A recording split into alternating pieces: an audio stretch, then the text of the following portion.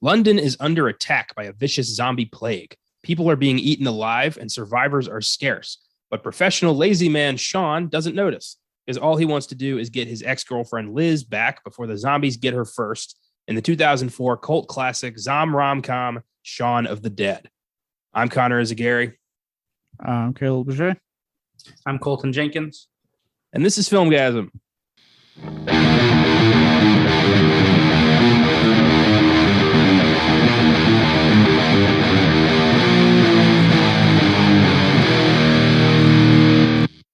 Happy Wednesday and welcome to the Gauntlet. We are now in the lead up to our 200th episode of the Filmgazm podcast. And to celebrate, we're digging into 5 epic, iconic horror classics, beginning with Shaun of the Dead, a truly brilliant movie and one of our all-time favorites.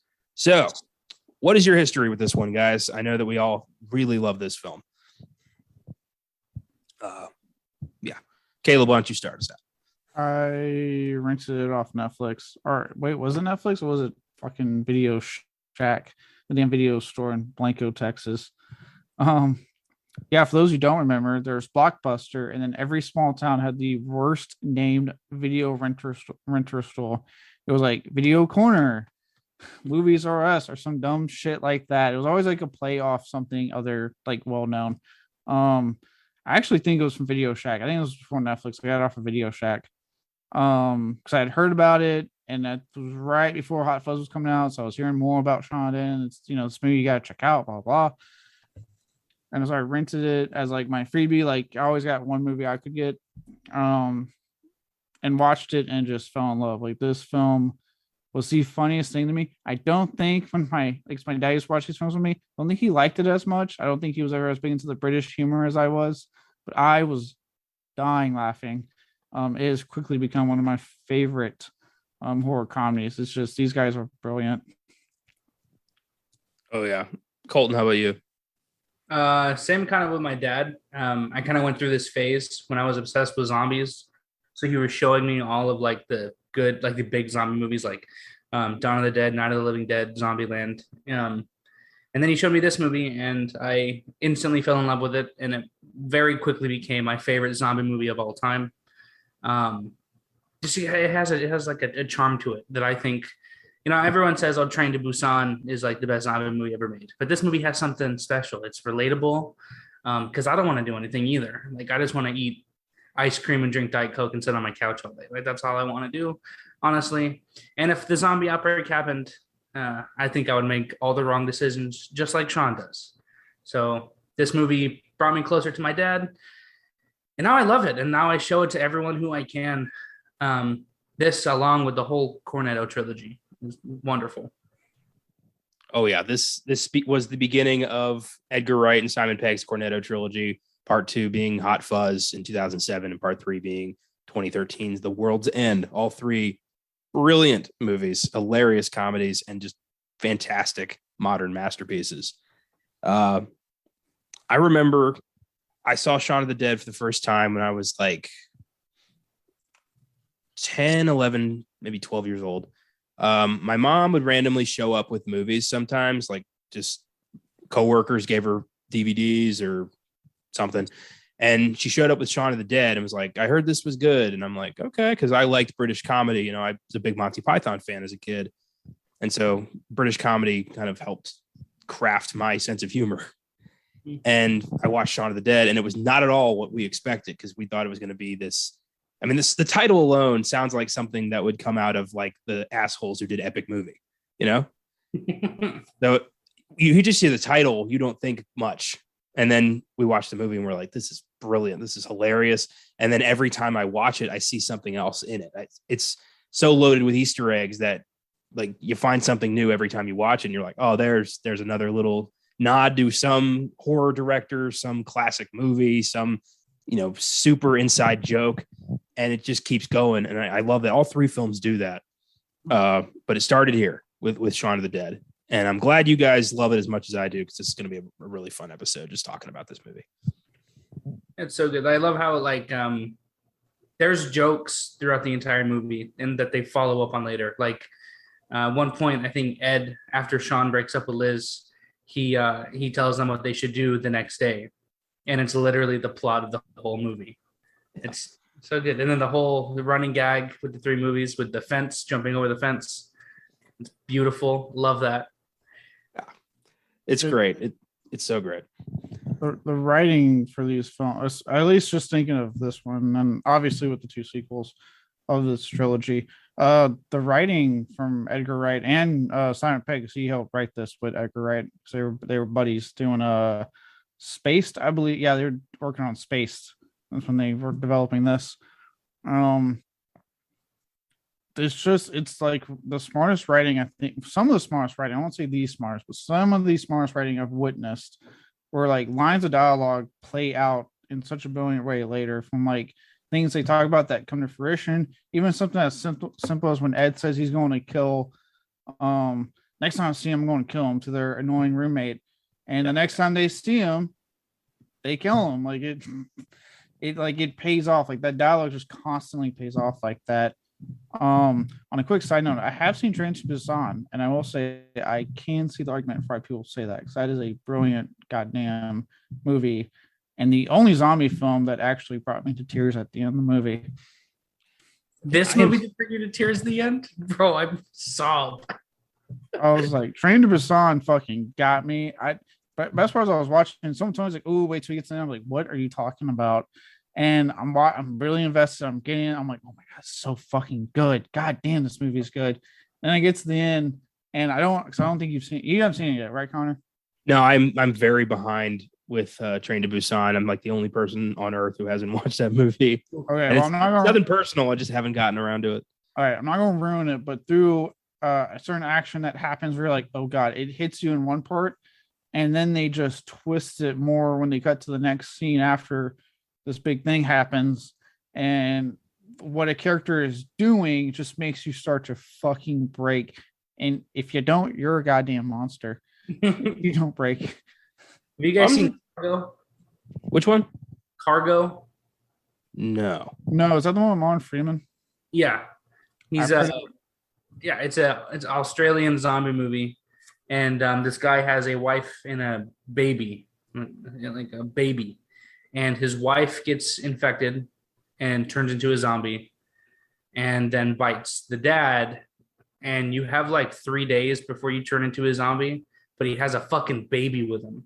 So the entire plot of the movie is him walking across Australia, trying to find someone to give his daughter to before he turns into a zombie. But throughout the entire movie, he's turning into a zombie. And you know how it ends. So this is not a spoiler, but at the end, he does turn into a zombie. So he like, the way that he keeps the baby safe is he like has like a baby harness, but he wears it backwards to where the baby's on his back. And then he like hangs flesh down from like a stick poking out of his backpack. So the flesh is always in front of him. So he continues to walk forward to try to get the flesh without realizing the baby's on his back. And it's a hard scene to watch at the very end. It's rough, but man, it's fucking good. I've never felt that way in a zombie movie. I've never heard of that one. All right. I'm going to throw that one in the book. I'd love to do that on the show. That sounds freaky. Yeah. It's upsetting. Zombie movies are a special subgenre. I mean, everyone says, Romero perfected it, night, dawn, day, it doesn't get any better than that. And I agree with that to an extent. But when you can create something that plays with the rules, but is like fairly original to the point where people are going to remember it, I think you can really make something cool. And Shaun of the Dead did that. I think Shaun of the Dead, it's a romantic comedy that happens to have zombies in it. And I love that concept. Yeah. Like this is about him trying to get his ex-girlfriend back. And then also London's under attack. Well, it's a movie that wouldn't exist without the George A. Romero stuff. I mean, this film and its jokes and then its title, Shaun of the Dead, is very indebted to everything Romero did with Night of the Living Dead, Dawn Dead, Day of the Dead. I want to say at that point, Land of the Dead. Don't quote me. Land of the Dead came out a year later, and I'll have some stuff. That's about right, because they were. That's right. Okay, yeah. Don't quote me. I remember why. Yep, it all came back to me.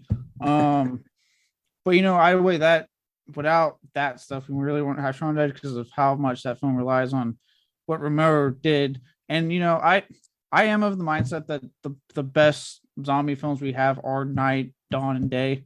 I absolutely love those 3 films. but we've had good shit then. I think the difference is because of the big time success that came when The Walking Dead first came up. I'm not going to say now because I'm not disillusional like its creators.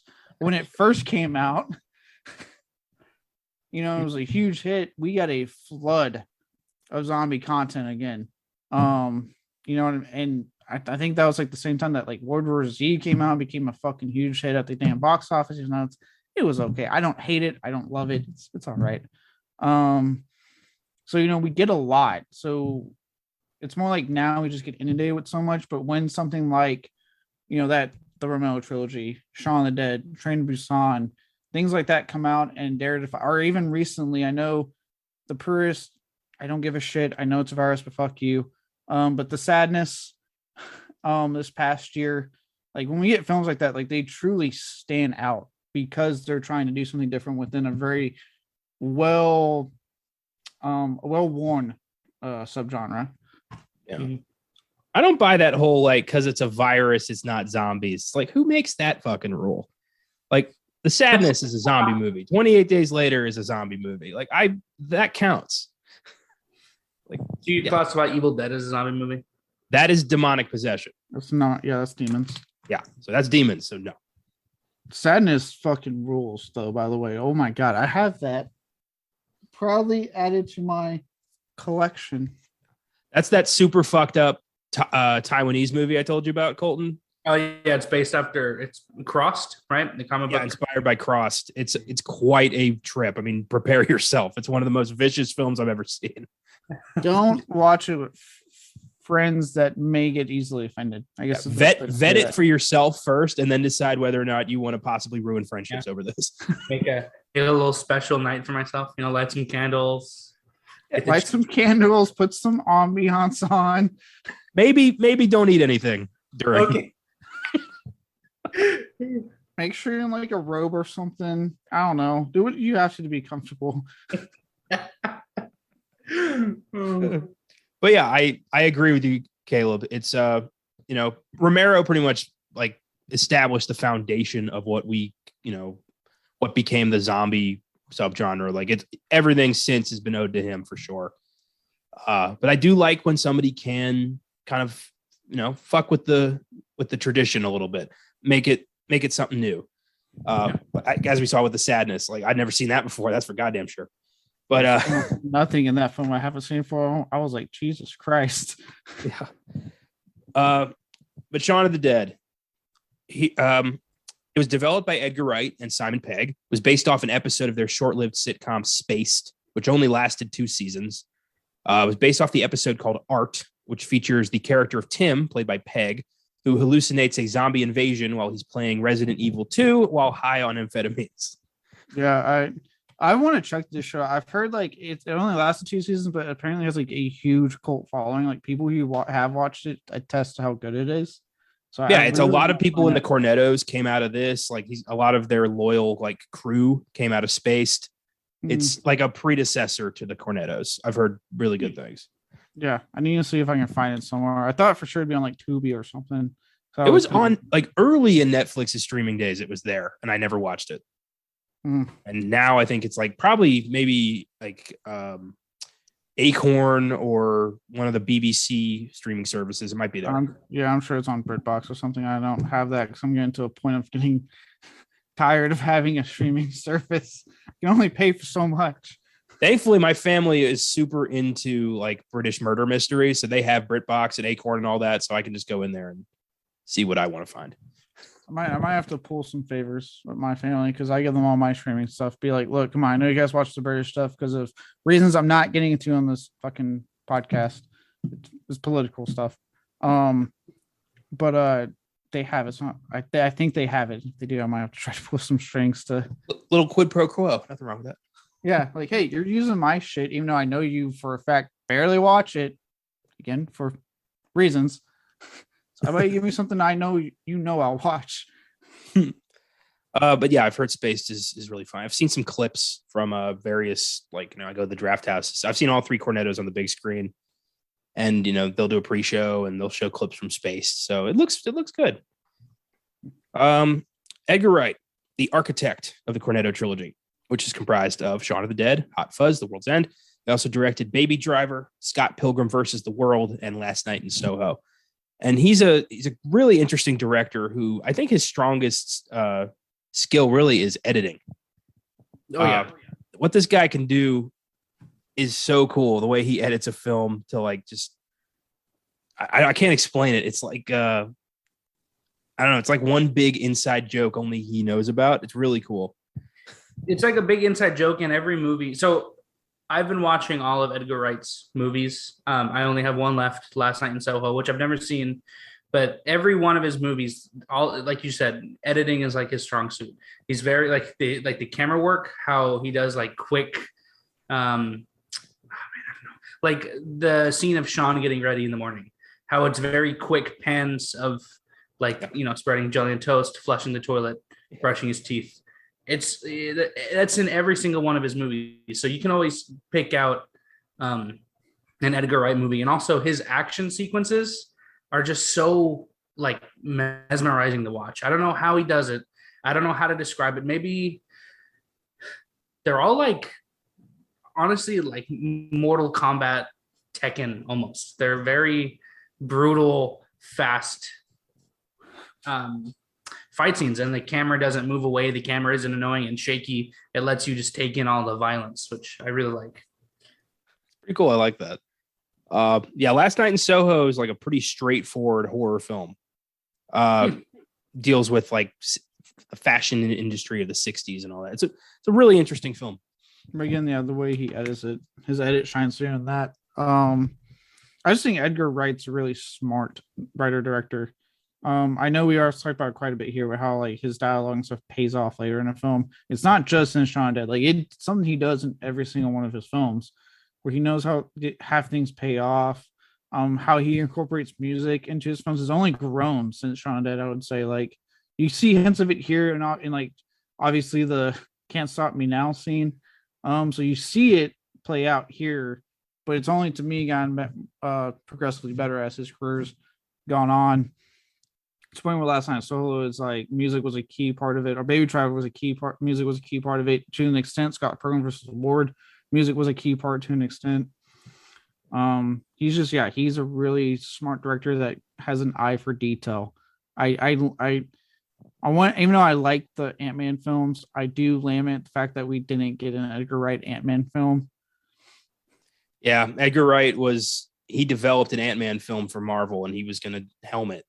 And then he had creative differences with Marvel, and he left the project. The film went to Peyton Reed, got completely redone, and ended up being the MCU Ant-Man that we know and love. And while it was a great movie, we all really want to know what Edgar Wright's vision was. Yeah, he has to create a Marvel movie at some point. He has to. He won't anymore. Well, actually, wait. I will say he has gone on record to say it wasn't like a bad blood thing. Oh, I appreciate that. Like I don't like Taika. I don't know how to say his name. Taika Waititi. Like yeah. Him, James Gunn, and if we get Edgar Wright, oh my god, like that. I mean, they are looking for a new Fantastic Four director. Yeah. Give it to Edgar Wright. Come on. I was about to say I listened to a recent for his last one, so it's on that. I think it was kind of first because he felt hurt because he really wanted to do his version of Ant-Man. Things have settled and he's in better spirits with them. He won't rule out working out with them in the future. That's good to know. One of my favorite Edgar Wright fun facts is in Scott Pilgrim versus the World. If you watch the movie, nobody blinks because he wanted it to feel like a manga, and said, you can't blink in a manga, so he had everyone not blink, which this is a really small detail, but once you know it, every time I watch that movie now, I always pay attention to their eyes to see like, are they blinking? Are they blinking? And no, I would be like, look, Mr. Wright, respectfully, you're a great director, but I'm goddamn human and I'm blinking. How's that sound? I would have been like, can't you fix that in post, Ed? But that's cool. Wait, won't we just be like, fucking God, can you imagine talking like you're just I will not blink. Like, yeah, no, dude, you can do it in post. Like, nope, this is a big budget studio movie. I'm blinking. There's got to be somebody, one of the actors who's like, I can't do that. I'm not going to do that. What if it was Chris Evans of all people? He's like, I'm not doing that. Maybe. I don't know. That'd be hard to, you're gonna fuck up a shot just because you blinked. Like that was a great take. It's like, well, you blinked. Gotta do it again. He's like Stanley Kubrick all of a sudden. Guess we're doing a take 50, aren't we, Chris?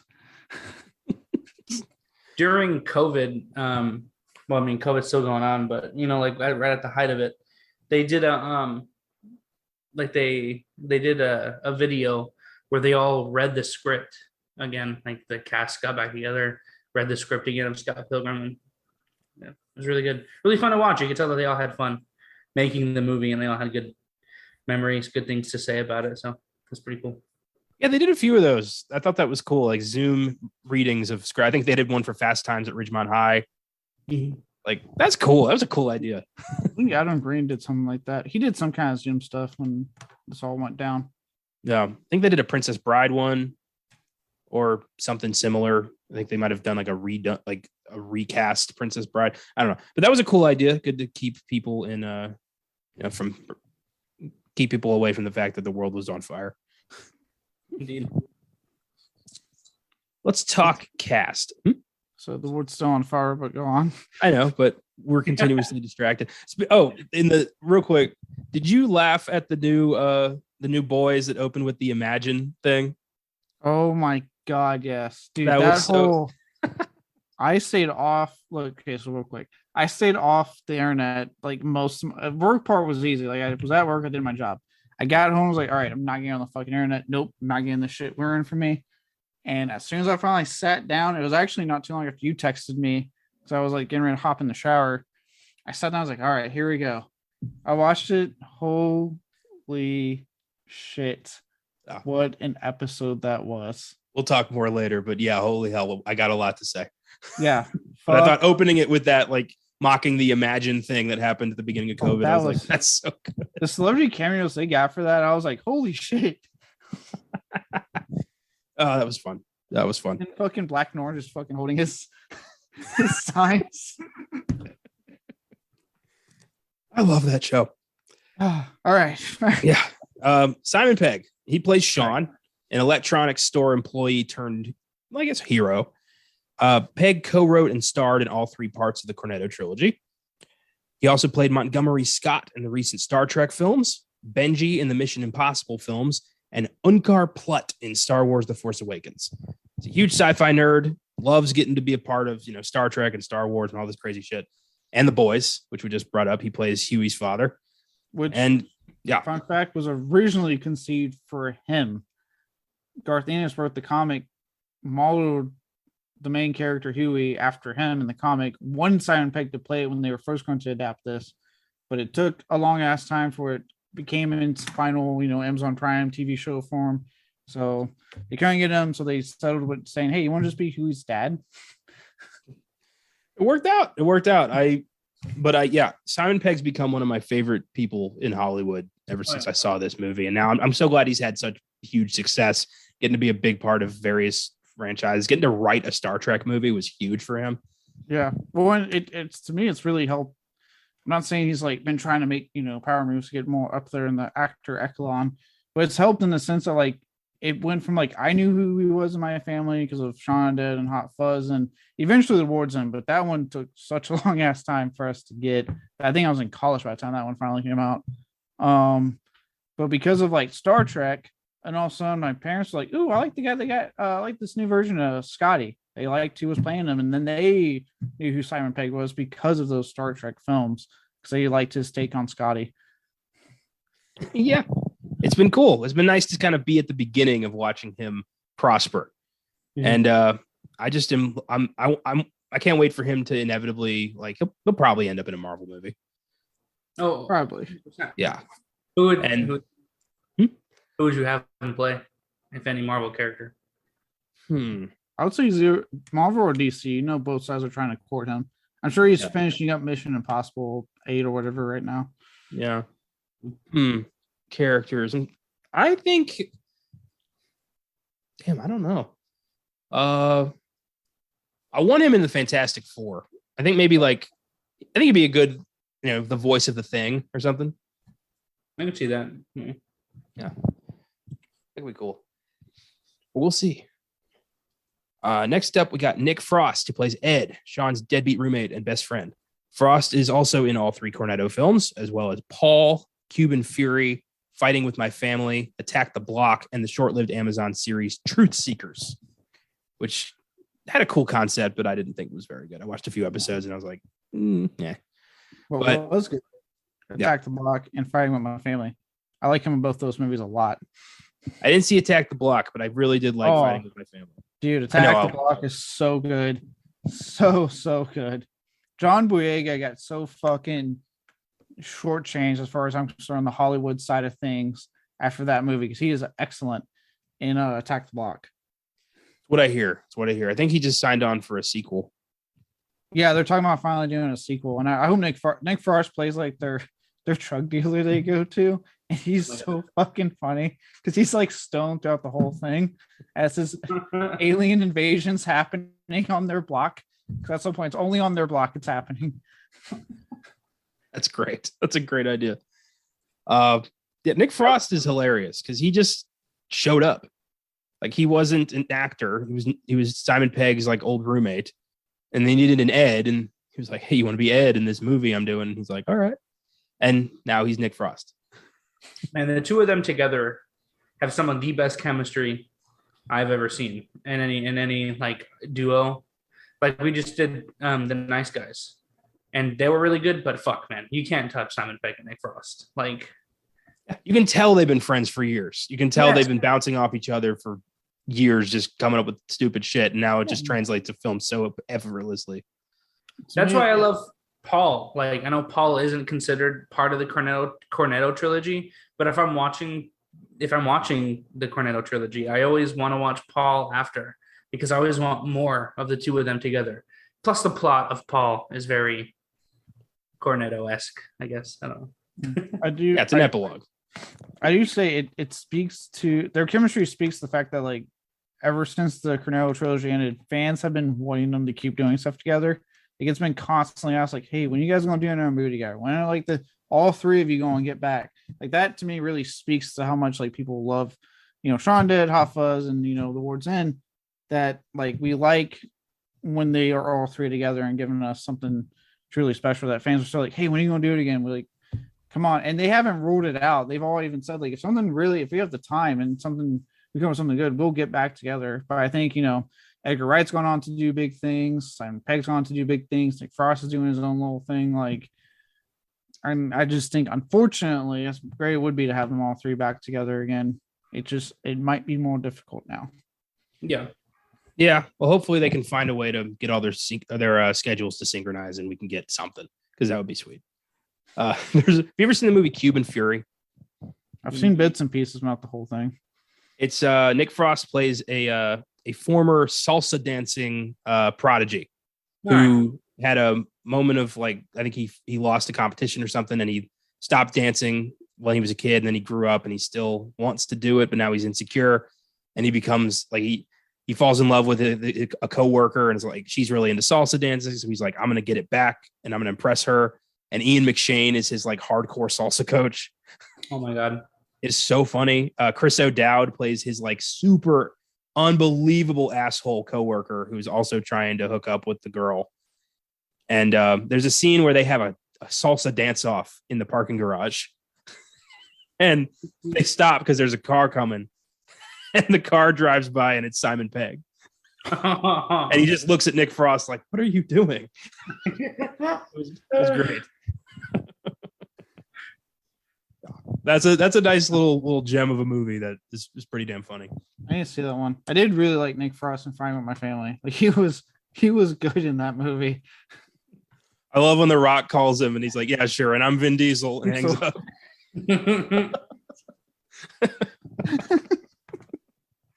Is what? Yeah, I love Nick Frost. He's hilarious. He was funny. I remember thinking, like, oh, he's really funny in this. And also, there's no way. And I was like, granted, this is based off true story. There's no way in hell he gets someone like Lena Headey looking like that.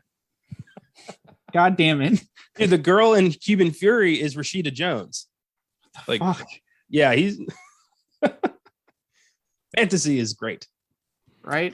I know what people are saying. Guys, it's more than how you look. Physical attraction does play a part. Don't get fooled. I got to say though, he could fucking dance in Cuban Fury. Like I get it. If I could dance like that, So I think he can dance and he's funny, so he's winning basically. 100%. Yeah.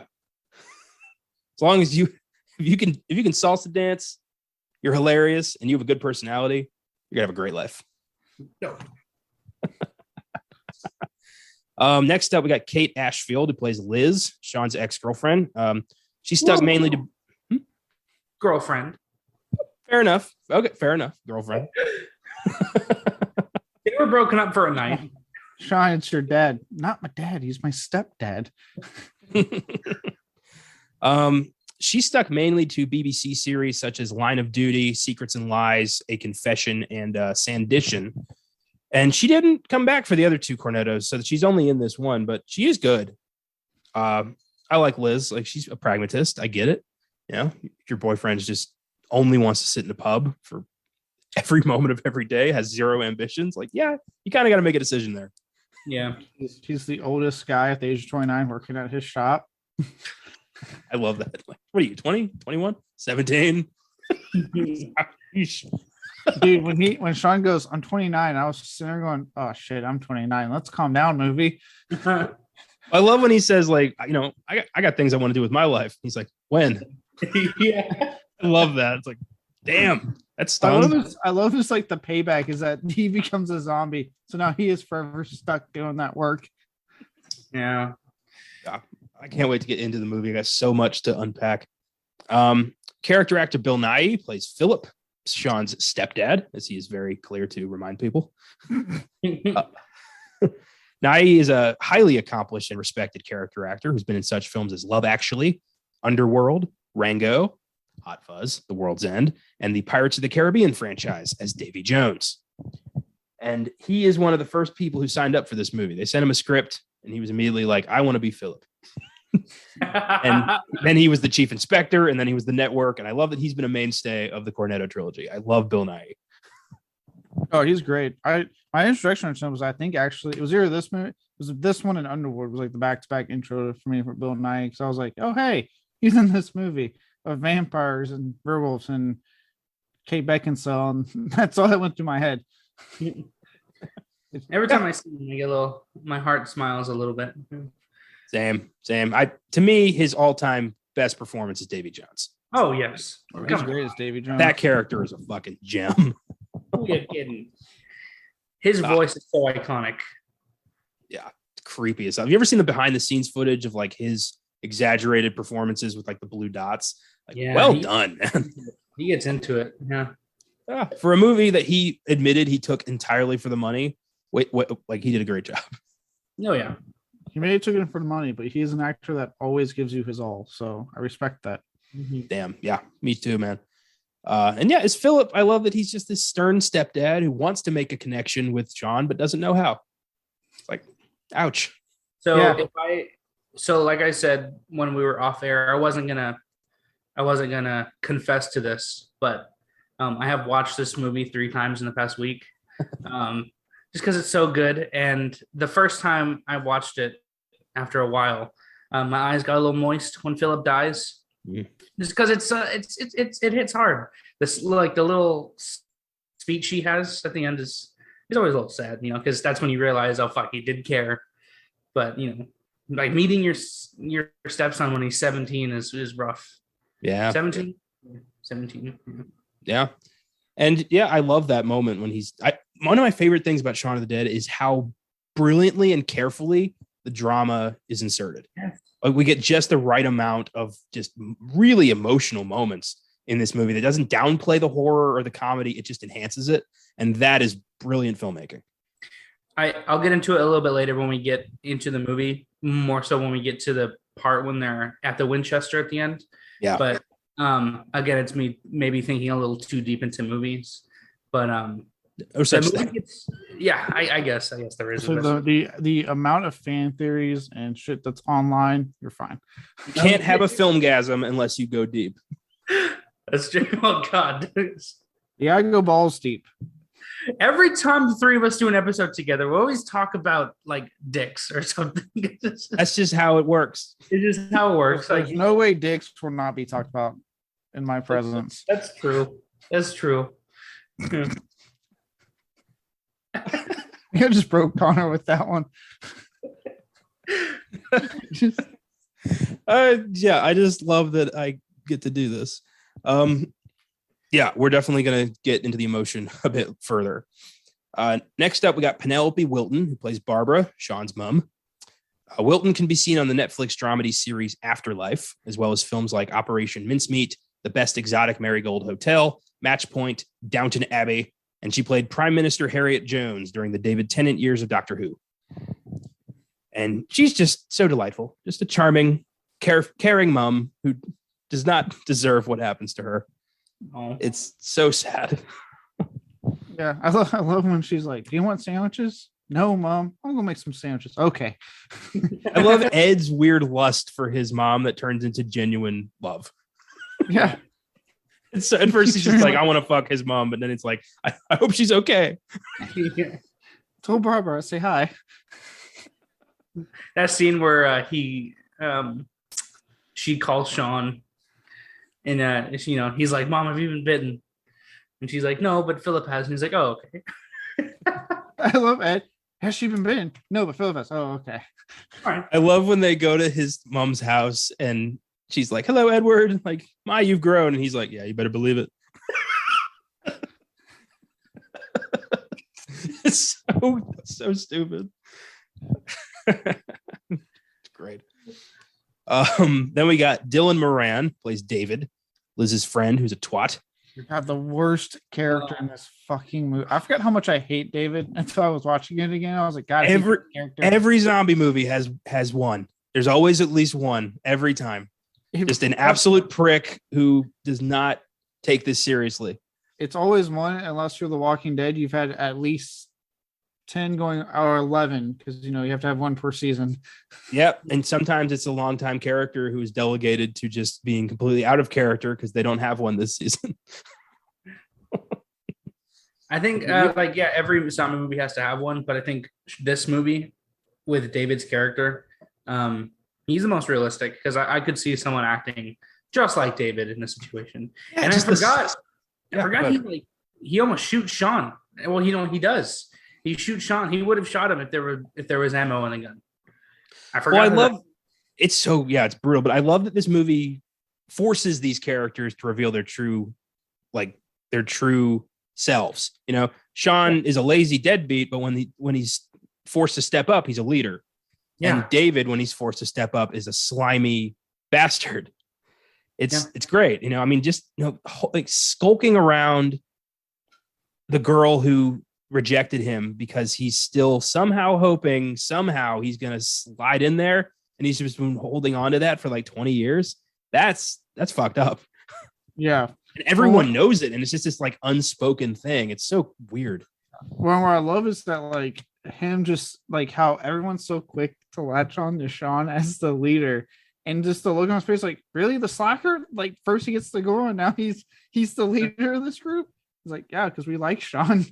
Yeah. He may be a slacker, but he's a nice guy. God damn it. He genuinely is a great guy. Like, seriously. Yeah. I mean, just look at Ed. Ed's got nowhere to go. He doesn't bring anything to the table, but Sean keeps him around because he's his friend. Exactly. That's it. It's yeah. Dylan Moran was in Run, Fat Boy, Run, another Simon Pegg film I really want to see, about a dude who's like trying to get in shape by running a marathon to get his girlfriend back or something. Notting Hill, and he's going to be in the Netflix spin-off series, The Witcher Blood Origin. So you can catch him there. I will catch him there because I'm going to watch that because I'm a big fan of The Witcher on Netflix. Very nice. Very nice indeed. I hope his name was something like somebody, it was a weird name.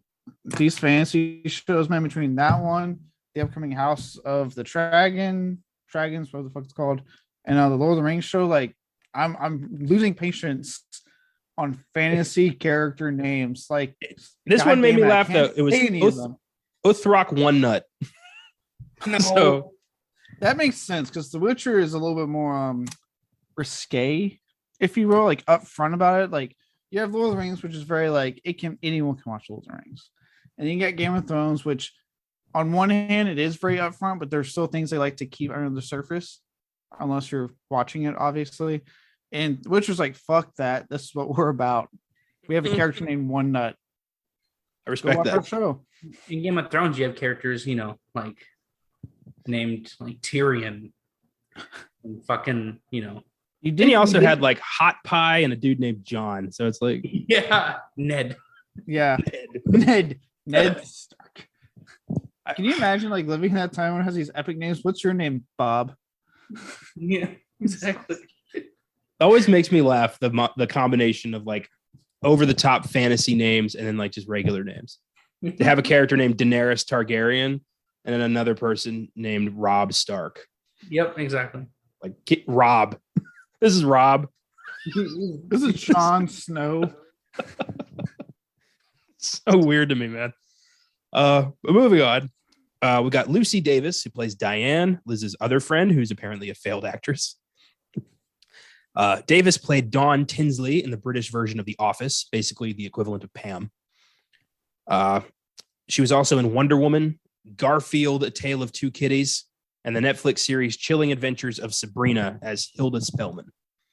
Oh shit, that was her. Apparently it was.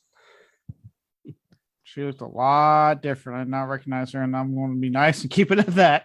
Yeah. I think I think these days she's known mostly for Wonder Woman. She was Steve Trevor's like assistant. She looks a lot different. Yes, she does. I did not know. Okay. Do you like the Sabrina show on Netflix? I liked it. I don't like how Netflix did not tell them until the last possible minute that they weren't getting renewed, so they had to scramble to figure out how to end the show. So you did not get like any time at all. They just got told one day at like the last minute, oh yeah, we're not renewing you guys. You guys betting on that? Yeah, not happening. You're canceled. That's shitty. I didn't watch it, but I don't like that. That was pretty underhanded. So I don't like that. Yeah, I was like, look, at least like give them like warning in advance, like, hey, this is gonna be the last season. We'll renew you, but the next one is gonna be the last season. But yeah, I enjoy it. I enjoy the darker take on Sabrina. I know like some fans are acting so fucking stupid about like, is the cat going to talk? Is the cat going to talk? Like, shut up. It's not the sitcom. No, Yeah. the cat doesn't talk. Get the fuck over it. No. I know this is petty, but anytime I hear about Sabrina, I think of the Robot Chicken sketch, Sabrina the Teenage Bitch. Yeah. It's just her being a complete bitch. I don't even think there's magic. She's just hurting people's feelings.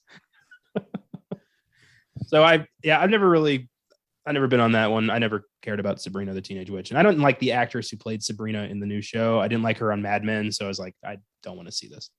She's good as Sabrina, I will say. Well, I'm glad you guys enjoyed it. I feel like there's always some show you guys are trying to like. No. Stranger Things, Connor. You should really watch Stranger Things. Maybe if you just watch Don't you more start with shows. me. Maybe just watch more shows instead of having this weird stance. I just don't want to. I got movies to watch. Yeah, you can watch shows also. I do both. Good for you. I don't want to. Well, just because you're stupid. Fair enough. Yeah. I'll take it. Shaun of the Dead has an IMDb score of Big. 7.9, Rotten Tomatoes score of 92%. It's a big hit, grossing about 30 million on a budget of 6 million. It's become a celebrated cult classic, is widely considered among fans to be one of the greatest zombie movies of all time, and I will second that. Yeah. It's awesome. I'll third that. Yeah. With that, Threesome that. Go on. Threesome that. Go on. Okay. With that, let's get into the movie. Let's talk about Shaun of the Dead. There's quite a lot, so if we miss something, well, sorry. Yeah. When we talk about Hot Fuzz, maybe we'll remember to talk about that. Just want to start from the beginning on this one. Pretty much. We're just going to go through this one. Yeah. It opens up with some creepy sounding music that I'm pretty sure was from one of Romero's films. Oh, yeah. Yeah. Do you remember that, Caleb? I didn't recognize it, but it's been a minute since I've seen the original trilogy of zombie films. I think it's from Dawn of the Dead. It sounds like it's from Dawn of the Dead, but I don't want to, whatever. Then we go into Ghost Town. Ghost Town by the Specials, which is just, what a great song. Dude, the soundtrack I do. is fucking phenomenal. Yeah. I'll say during this title sequence stuff, I do really like how they make a point to show you that just the mundaneness of life. Like that's what I realized. Like how, to me, it's realistic in the sense that everything's so mundane. So many people just don't notice it because we're already zombies in a way too routine. Yeah. I love that. I love that everybody you see in that montage, you see later as an actual zombie. Just walking through town. I love that. Because we're zombies to routine, essentially. You know what I mean? Like for example, today, Sunday, I did what I usually do. I clean my place from top to bottom. At this point, I'm a fucking zombie when I do it. I put on my fucking podcast or music and I just go down and then I finish up. I get it, right? Yeah, you need some spice. You gotta have some spice in your life, or else you'll end up at the Winchester with the rest of these sad old fuckers drinking yourself to death, wondering what the hell happened. How dare you? These are rich, interesting characters. Okay. Like who? I love that whole thing. But yeah, we just meet Sean staring into space, smoking a cigarette at the pub with his girlfriend because they clearly do this every fucking night. I've been to London. It's a big place. There are other places to go. I'll say I would lose my mind if you were like a friend that like for like the 10th night in a row. No, I don't. Fuck off. We've been there every single night. Well, I love that, like, he brings Ed and she needs a buffer, so she brings her friends, and then nobody has a good time. I love how they filmed that too, because it opens up with just seeing Sean and Liz, and then she's like, "Hey, it's not like that I don't like Ed," and then she's like, "Ed, it's not that I don't like you," and then you realize, "Oh, he's there," and then he does the same thing. He's like, "Yeah." He's like, it's not that I don't like your friends, and then he looks over and he's like, "Guys, it's not that I don't like you." This is. It's a great opener. It's a great introduction to these characters. They all just look miserable. Yeah. Except Ed, who's just always kind of having the time of his life, regardless of what he's doing. He's the only one in this film who's not a zombie. Ed doesn't give a shit. He doesn't. I think we can all take a cue from Ed. Yeah. Yeah. I love that he's always playing that game, and you just hear him off at the side being like, "Fuck," just cock it. Like, I love that. If you pay attention to how he says that, it's in sync with what they're saying. Yeah. When she's like, "We just need a good," and I just need her to go, "Fuck." Yeah. I think my favorite Ed moment is when he's like, he just walks over, is like, "Can I get any of you cunts a drink?" Yeah.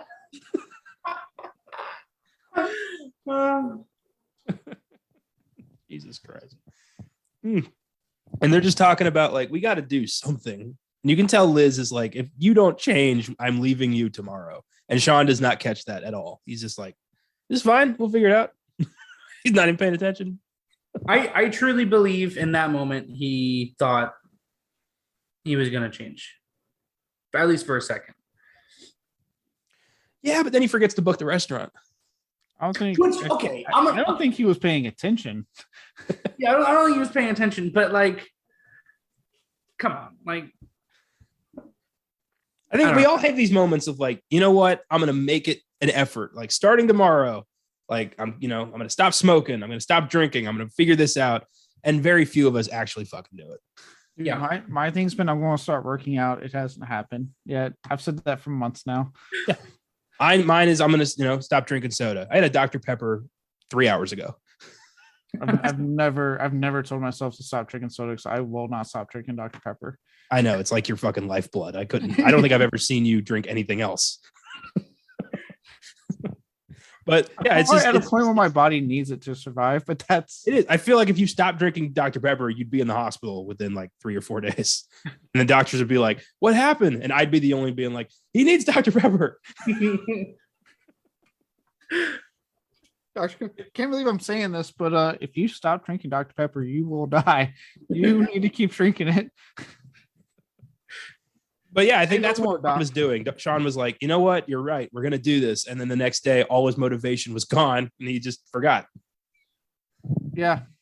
Well, and in all fairness, at the same time, like, I also feel like, we are, especially in our 20s, it doesn't matter if it's like when you're, early 21, 22, and, like in my example, 29, right? Going on 30 by the end of this year. We just have those moments where it's like, where are we going? You know what I mean? You start to think about that. And I'm sure that's like what we find Sean at this point, where it's like, I think deep down, he's probably not happy at his job. He's just thinking like, what has my life, like, what am I going to do with my life? Like, I'm 29, I'm still working at this fucking department store. Well, like Sean is in this moment. I think we all get there where it's like, I'm just going to be here for a few more weeks and then I'll get started on the, my real life. But that was years ago. And he's comfortable now. And when you're comfortable, you start not paying attention anymore. You're just like, well, Liz will be there when I get home. I don't, I've got my flatmates. I've got my job. I've got my pub. What else do I need?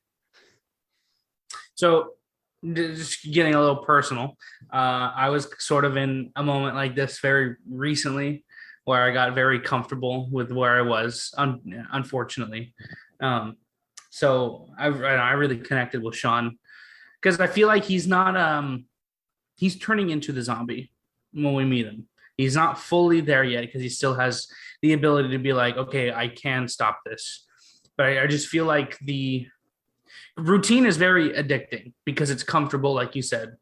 So the next morning, I think he wakes up and he's like, all right, I'm going to go to work. I'm going to do this. I'm going to do this. But because making reservations at the restaurant is new, obviously he's going to forget because he's so used to this routine. And that's why the whole scene of him going through his day is so iconic because he's noticing little things that are different out of his routine and it makes him uncomfortable. But then the next day, that's why he doesn't notice, because when we watch the scene of him waking up and there's zombies everywhere, we're like, dude, fucking look around you. There's not like clearly everything's fucked, but he doesn't care because it's routine and it's addicting. It's comfortable. Yeah, it's great. It's a great just kind of social commentary on the way we all live our lives without noticing what's important. And I love that. Yeah. Even on some not as like deep or personal, but like with that routine, like I have my routine, right? I wake up and take care of my pets, make coffee, get ready for work, do my work. I come home, get out of my uniform, shower, and then I sit down and watch my TV because I'm wiped. I've had a work day. I've been taking care of the pets. I'm ready to sit down and just decompress, right? Watch some YouTube, watch some movies, play some video games, whatever. That sometimes with Josh being on deployment, he asked me to sometimes get movies and stuff for him that he obviously can't get because of internet connection, stuff like that. There's been a couple of times he tells me, I remember when he tells me, I'm like, okay, yeah, I got you.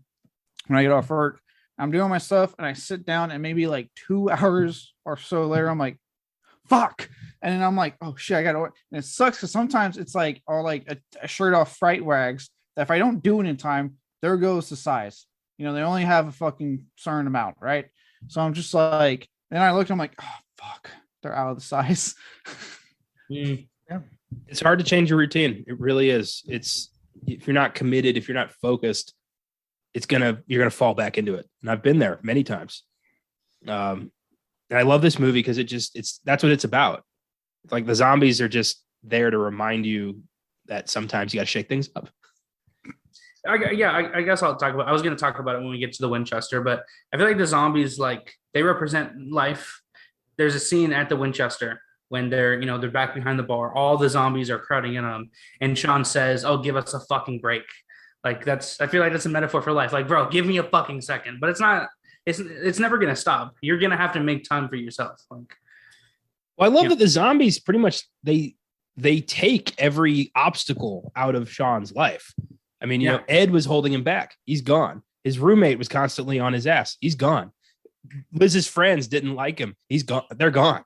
Like even his mom, his relationship with his mom and, Philip and all that, that's gone. Now he's free at the end of the movie. He's like him and Liz can actually have their relationship because he's got nothing. He's got no excuses anymore. Yeah, exactly. Mm-hmm. Yeah. Even though granted, what I love is that he goes back to routine. Yeah, now if Liz anything, is a part of sucked that routine. her into his monotony. Yeah. I feel like at that point it's different. Like when he's at the end of the movie, he sits down. He's like, "Oh, what's the plan?" And it's still kind of boring and routine. But I don't know. There's something different about it. Maybe it's the apartment's clean now. Maybe you can tell that Sean is happy now, not just comfortable and happy, but actually genuinely happy. Yeah, it's routine, but it's with someone he loves, with the woman he loves. Now you notice it. I noticed it this time watching. I was like, that place is a lot cleaner than when it was just 2 dudes. And I'm like, Look, I want to say it now. If you're going on your 30s and you still have a fucking pigsty like that, like, dude, come on. Yeah. I like I said, I'm 29 myself, and I literally just cleaned my place today because I like keeping my place clean because I'm single and don't want some chick to be like, wow, this guy's filthy when she enters my fucking apartment. Let's go back a bit to the beginning. We get the montage of the zombies. I love Sean coming out of his room like moaning like a zombie, and then we just see these yawning. I thought that was a great touch. Oh, yeah. I like when he comes downstairs and he gets player 2. Don't you got work? And you just hear player 2 exiting the game. That was great. I love Pete. His introduction. Peter Serafinowicz is one of my favorite random character actors. He's hilarious. And just pops in random stuff. You may remember him as the sommelier from John Wick Chapter 2. Oh shit, that's right. Something robust. I He's really also liked the him in voice that of. role. I really liked him in that role. Yeah, he was great. He's also the voice of Darth Maul in Star Wars: The Phantom Menace. Oh, okay. What? Yep, not the body, just the voice. That one line of dialogue he had. That's Peter Serafinowicz. Okay. But yeah, he's hilarious. I love Pete. Just this, he's what Sean does not want to become. He's this, kind of angry, bitter guy who's got a good job, but he's still there. He's still living with them.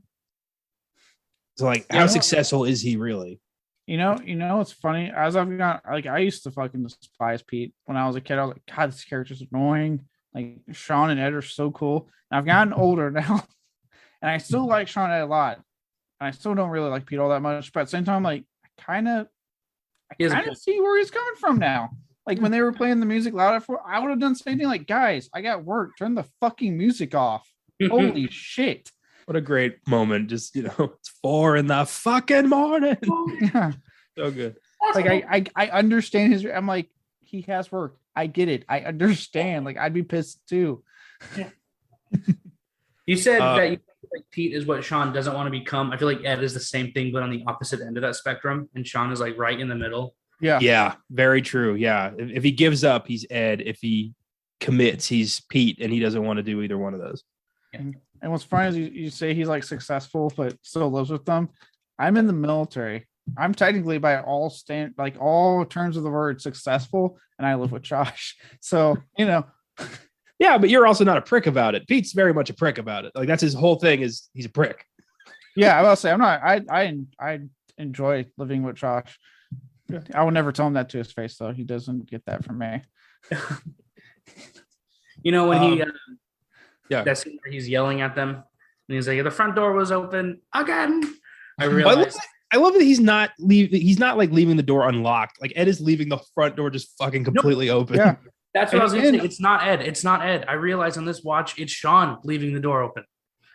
It's Sean, yeah. Because Sean goes to the shop, and when he comes back in, that's when the zombie comes into the house.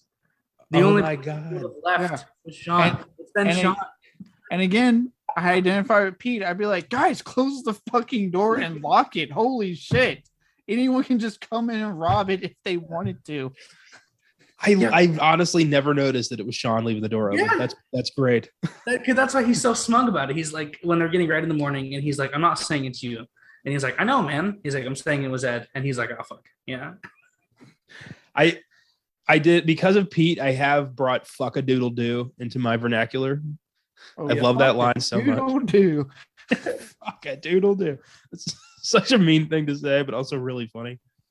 I love how much Pete hates Ed. He's just a complete waste of space, and he never, like, he's telling him, like, when you take the messages, could you write down everybody's, not just yours? Yep. It's not that hard, is it? He's just such an asshole.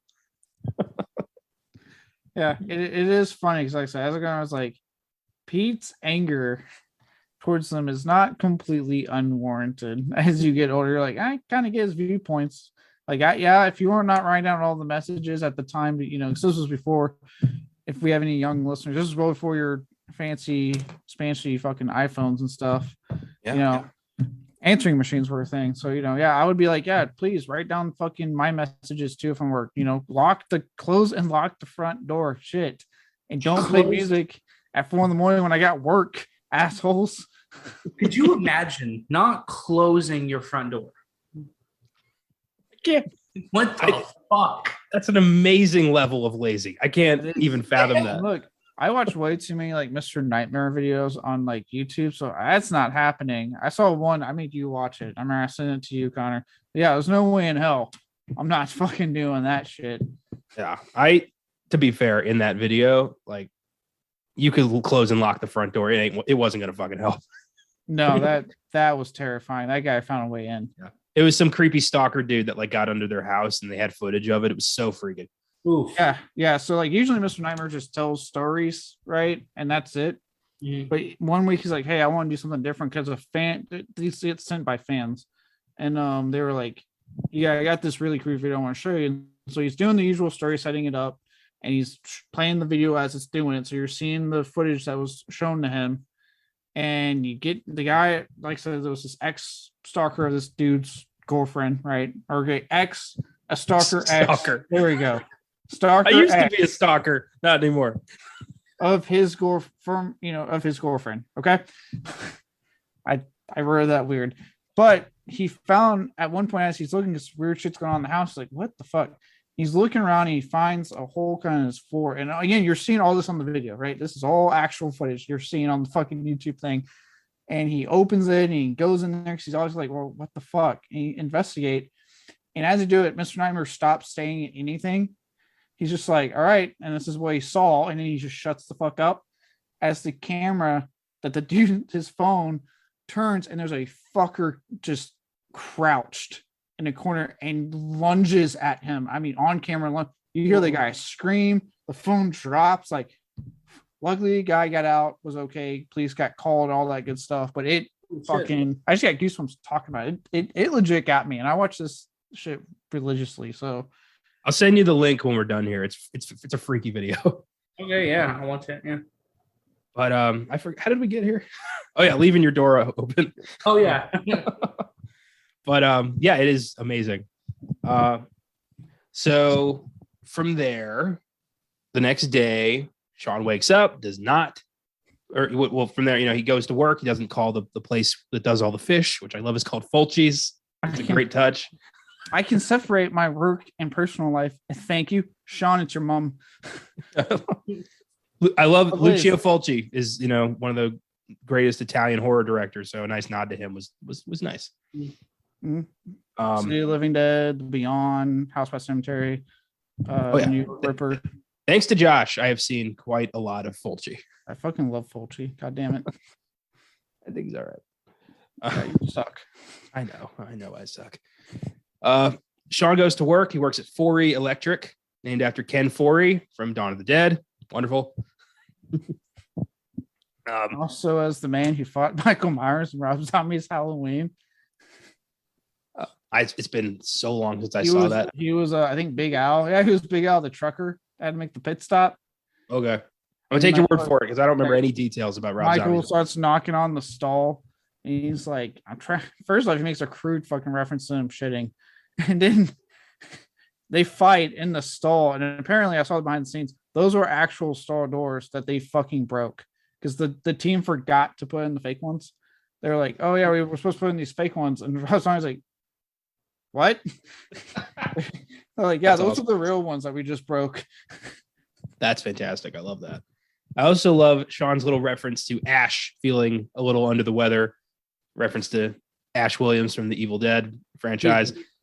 He's he has to get back to Necronomicon. It's understandable. Yeah, it's a minute before he makes it back to work. Since I'm the oldest senior member. What was that shithead? Yeah, he's like, and I'll be taking over as the guy's like oldest. He's like senior staff member. Fucking Noel. I love Noel's phone call when you realize like he's the guy trying to get drugs off Ed.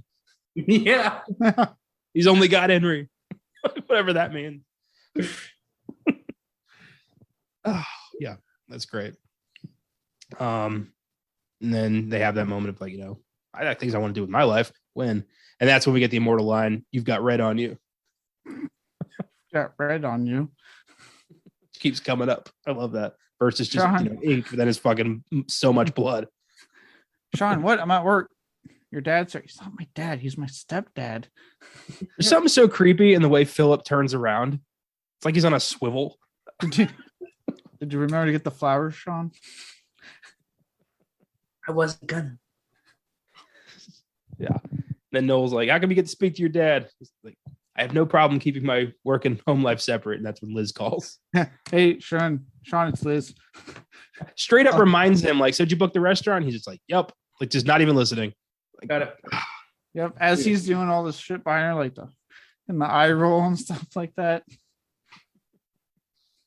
I love that throughout this whole bit, in the background, you keep seeing like weird shit happen. You keep hearing about like a health crisis or a satellite re-entered Earth unexpectedly. And it's like, what? It's all shit that might have caused this.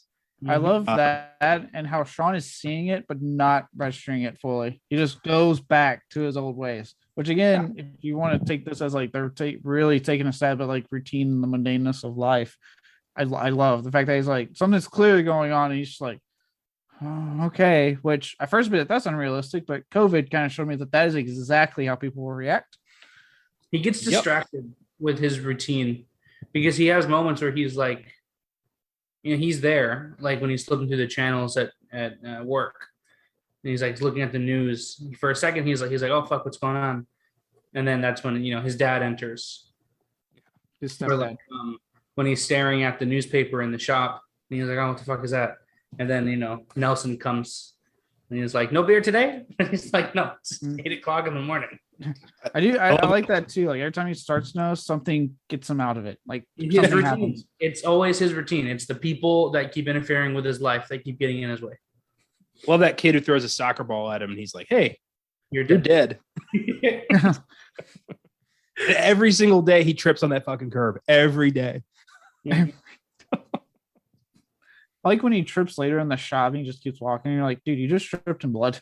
That's my favorite bit of that whole take when just the bloody handprints on the glass. Nelson's a zombie in the back and he just squeaks on the blood without even noticing because he's so unfocused. It's great. Unfocused. And I was assuming hungover. I was like a mixture of both.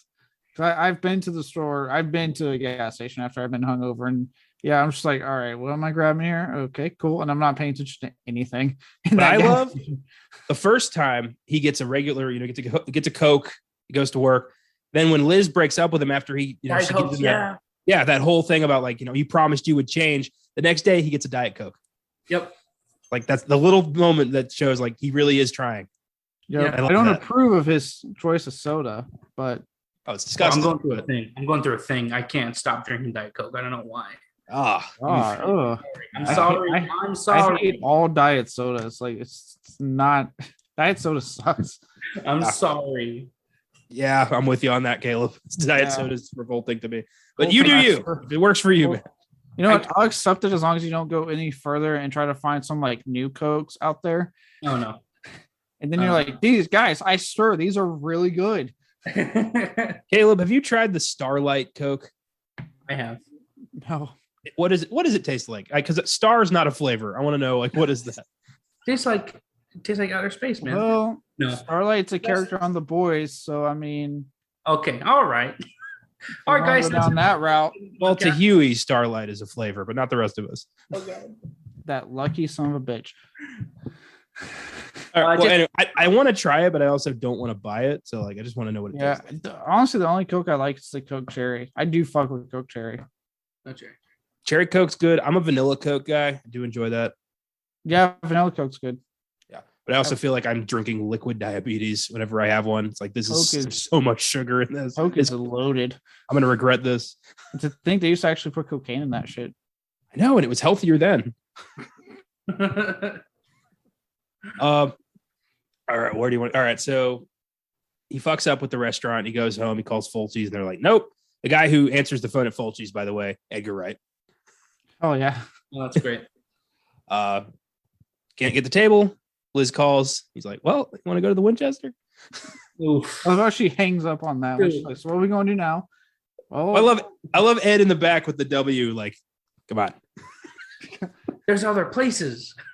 It's London. There's so many places in London. Like London is known for the insane amount of pubs they have too. Like that's the only one. Well, even that, like, I mean, there's restaurants too. Like you can take Liz anywhere. There's thousands of restaurants in London. But it's routine. He goes over there with his mom's flowers. I love that fuck up. And tries to get in, and he tries to climb the wall, but he can't do it. Of course, later he's motivated and climbs the wall. Yeah, I do like, and I think it was in this scene when like David won't shut the fuck up. And one of my favorite lines of dialogue to this day: "Get fucked, Four Eyes." I die laughing every time when Sean yells that, and we can say that because I think Connor had LASIK, but the rest of us were contact/glasses. No, frankly, if anybody's getting bummed out about Four Eyes, get fucked, Four Eyes. Good Lord. But yeah, I used to have glasses, and then I paid $8,000 and I no longer need glasses. There we go. It was the best decision I've ever made. God, imagine waking up and being able to see. I felt like fucking Spider-Man. It was amazing. I was like, oh my God.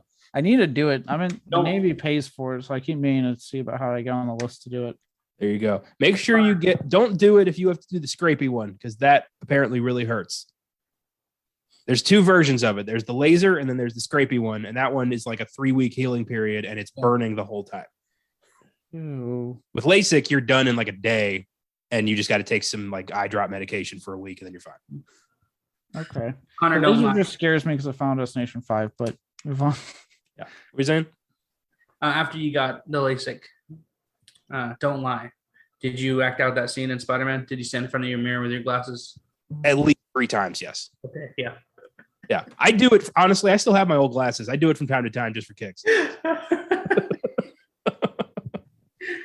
That's great. But Liz, she's done with this shit. She wants, adventure, excitement, change, anything that's not the fucking Winchester. Yeah. And she breaks up with him after he gives her flowers that say "to a wonderful mom," and he painfully tries to backpedal that. It's so great. I will say, it's funny the amount of like on the dating sites, women that are like, I want to go on adventures. I'm like, define adventures. I'm so sick of hearing that term. Adventure is anything different. It's wait. Spontaneity. On that in the spectrum, I'm very annoyed hearing that all the time when they're like, I just want to go on adventures. Okay, we'll define that. In this case, though, I completely understand this. I'm like, yeah, going on adventures. Do anything that isn't going in the fucking Winchester for the night. I love when they're arguing and he's like, what, let's go out. And she's like, what, you go out with my friends, a failed actress and a twat? And David and Di look at her and he's like, that's harsh. It's like your words. I love that he's like, I did not call Diane a failed actress, implying that he has called David a twat many times. Oh yeah. Yeah. I love how no one likes David, basically.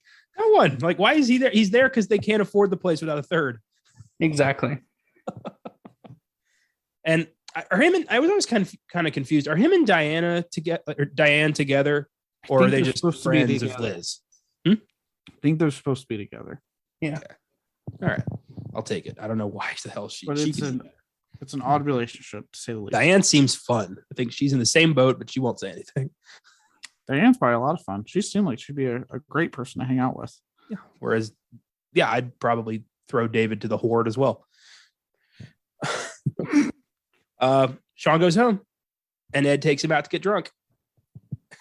And I love this whole bit where, If You Leave Me Now comes on the jukebox and he's just like, who the hell put this on? So random. This was our song. Poor Sean, he looks so sad. I love how Ed's like has a moment of like, oh no, I need to help my friend out right now. I love it. Just John, yes, please, mate. Like that's all he says. Like clearly they have like some shorthand, and I love that. Well, because they're there every fucking day. Of course, they have a relationship. I love the random moments where you're reminded that Ed is clearly into like much older women. Yeah. Like when he calls, John's wife, Bernie, the trophy wife, and it's this like 70-year-old lady. Yeah. Look, if you want to go to women, that's fine. But come on. It's just fun. The whole scene apparently was improvised by Nick Frost. Apparently, That's When he beautiful. was- You can he kind of was- tell, like they're definitely just. I've seen some outtakes when he says other stuff, and it's great. Well, so you're talking about the part when he's telling them like what they all do with their lives. Yeah, the stories of the people in the pub. Oh, that was if that's so, that's awesome. So that's a great moment. Yeah. Snake hips. He's a bigamist, surrounded by women. I love that. And then later when we see Snake Hips dead, the only zombies that are eating him are women. Yeah, surrounded by women. Yes. So clever, this movie. I love the old lady he calls a coccicidal maniac. Cafe Olay pour fou. She God, so fucked up. loves it. Can't get enough. Then John is North London Mafia. I think he might have been right about that one. Yeah, And he I like that. is. Yeah. I like how determined he was that the gun was. He's like, the gun doesn't work. I'm telling you, that gun's loaded. Big Al says so. Okay, every time I watch this movie, I immediately like look at like my family's dogs to see if they actually can look up, because I'm like, can they? I have this moment of like, is that true? I don't know. I actually now I need to pay attention to my dog, see if he ever looks up. They can. I've seen it. They can look up. Dogs can look up. They definitely can.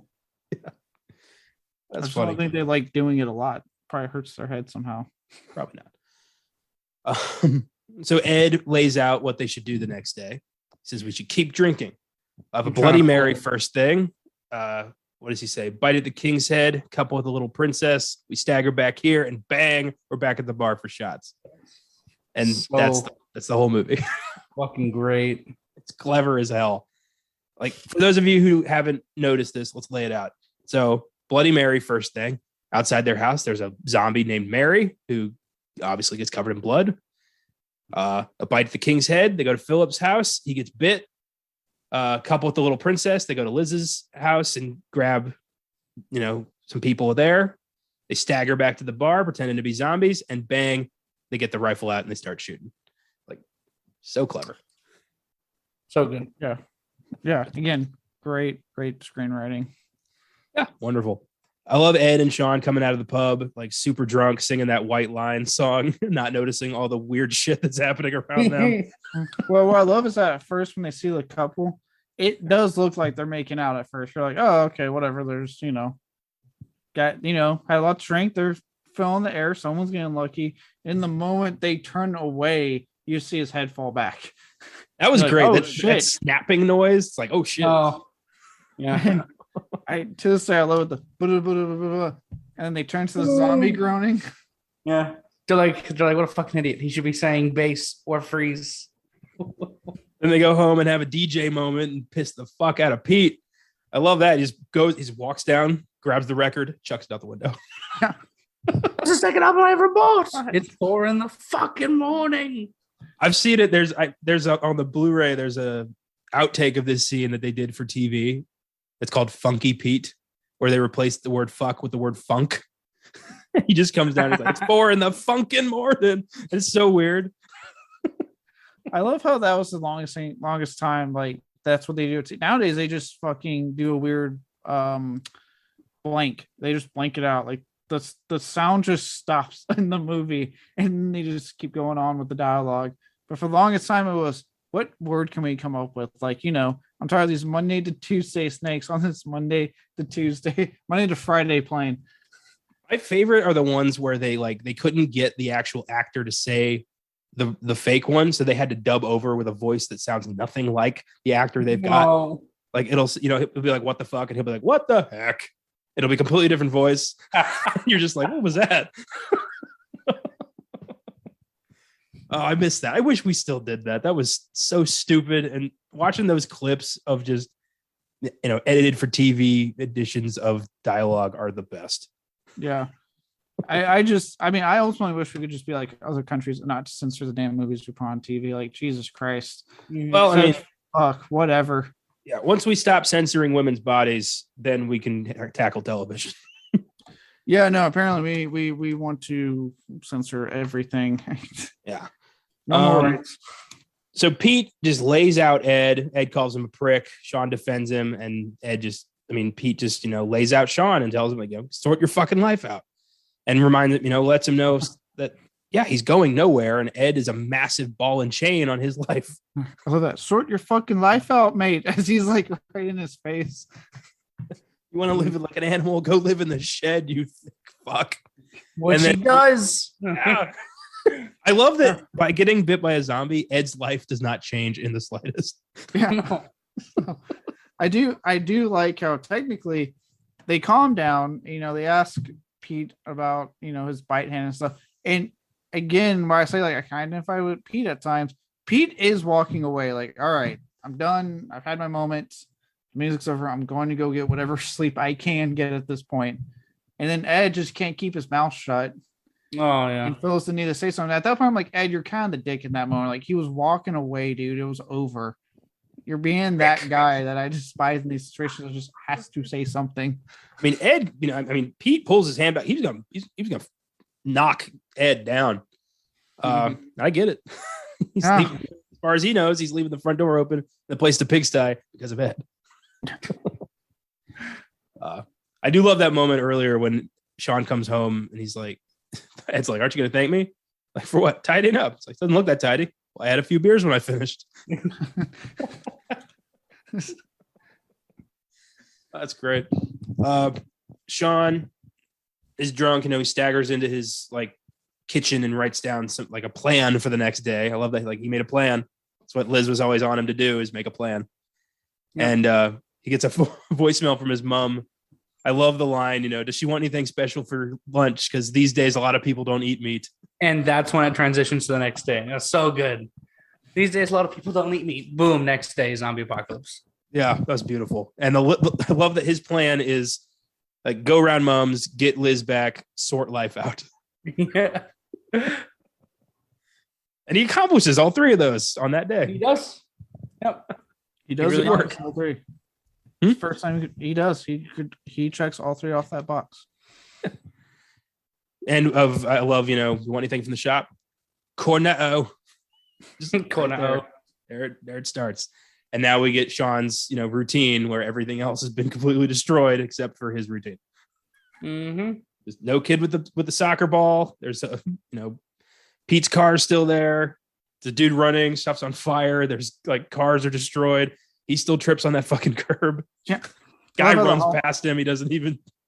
I love how the homeless guy comes up and he just, I got no change today, man. I had to put all my change over at the counter at the shop. Yeah. He's like, I didn't have enough. I didn't even have enough for the fucking shop, which blows my mind because that means he goes there so often that Nelson wouldn't care. Yeah. I love, he's like, I owe you about 15p as he's leaving with a Diet Coke and a Cornetto. Yeah. That's awesome. Yeah. I told you that. Nelson probably be like, oh, okay, whatever. Well, I love later when you see Zombie Nelson, he's got his hand out you owe me money. Yeah. Give me my 15p. So he gets back to the house and starts watching the TV. And I love the way that he's turning the channel and it's spliced to make a coherent statement about what's going on with everything that turns. I thought that was really clever. Yeah. I love how he just keeps going through it till finally he's like, wait a minute. And yeah, eaten alive. And it's like, that's not normal. And then Ed's at the window because there's a girl in the garden and they go investigate. I love that. I love that part. There's a girl in the garden. What? And you just see Ed. In the garden, there is a girl. Excuse me. She, she looks drunk. She apparently attacks Sean. Ed goes and gets a fucking camera. I don't know why, but the part when he knocks her into that fucking on that pipe and they stab it. First off, their reaction when she hits the pipe is priceless. It's so their good. faces of they're not scared. They're more oh. Yeah, but and it's true when it was in Tucker and Dale versus Evil with the wood chipper. There's something about when something horrific like that happens and a character responds with, "Are you okay?" That kills me every time. I don't know why. I find it hilarious because it's no, they're not. You just watch them get horrifically maimed. It's some kind. It's shock. It's that can't have been what I just saw. And she stands up. You can see the hole in her stomach, and then you hear the Like the roll, like because Ed is getting ready to take another picture, and Sean like smacks the camera out of his hand. Yeah. I like how he takes the picture of them when they're fighting. It's like, say cheese, and they both stop to look at the camera. Yeah. That's funny. They decide to go back inside, and they run into that giant fat zombie.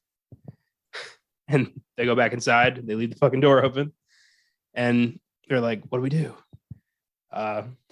When they're like, "Are they still out there?" And Ed opens the window, looks at him for 3 seconds, turns around, is like, "Yeah."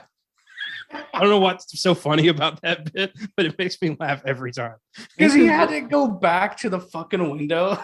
He just stares at them. Well, I love it's like he checks, he looks at the girl, he looks at the guy, he closes the blinds, and he goes back to report. He's very thorough. Well, see, it's like that visual of also seeing them just clawing at the window. Like, yeah, they're still there. The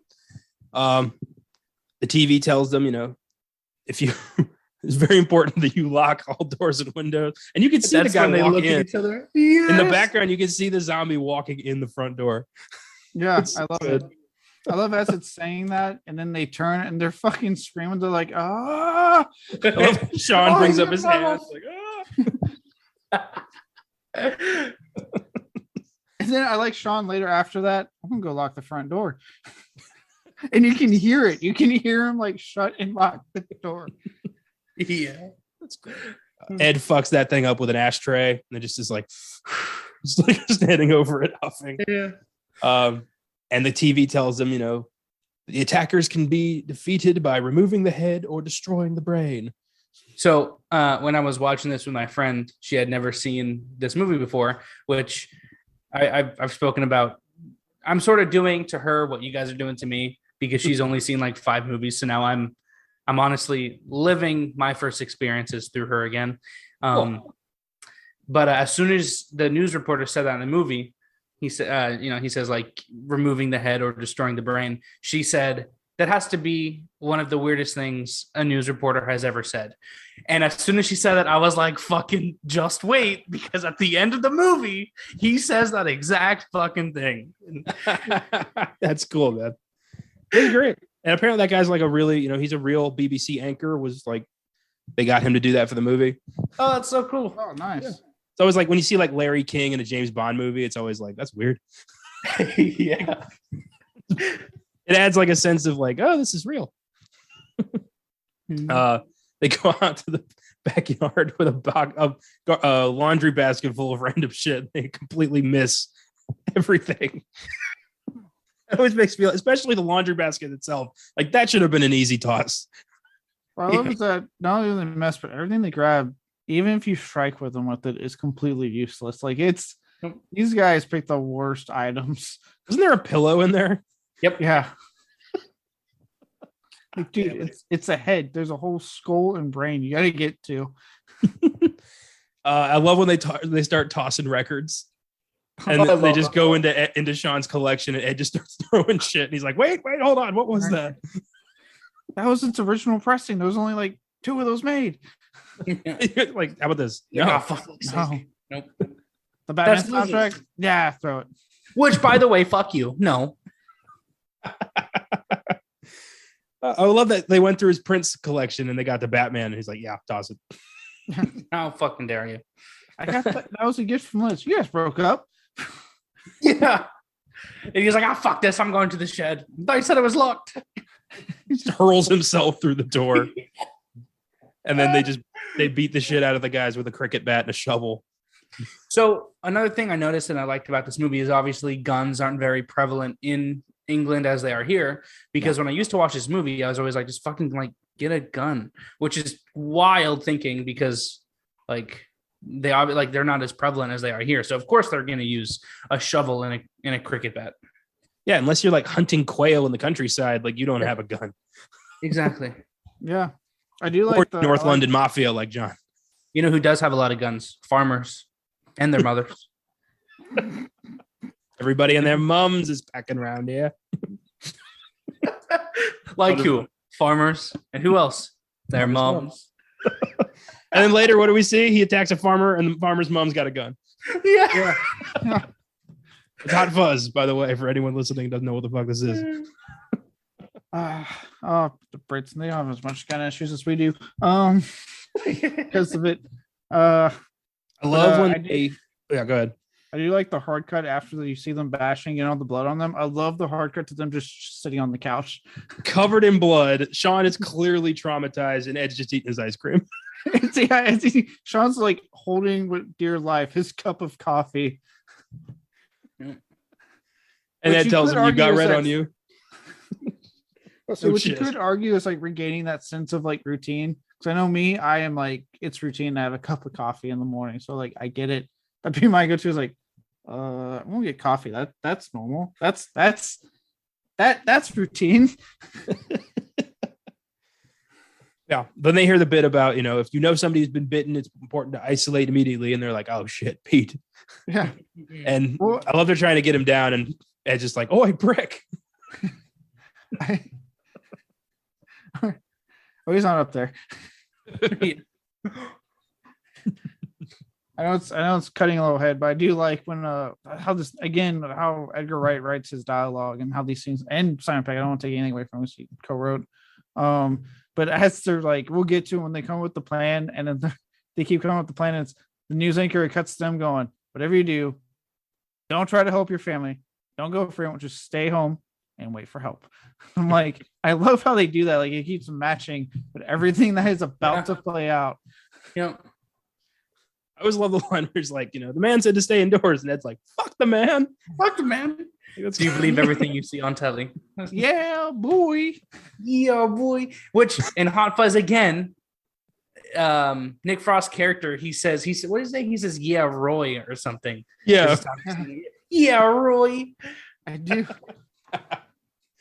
I should. That's great.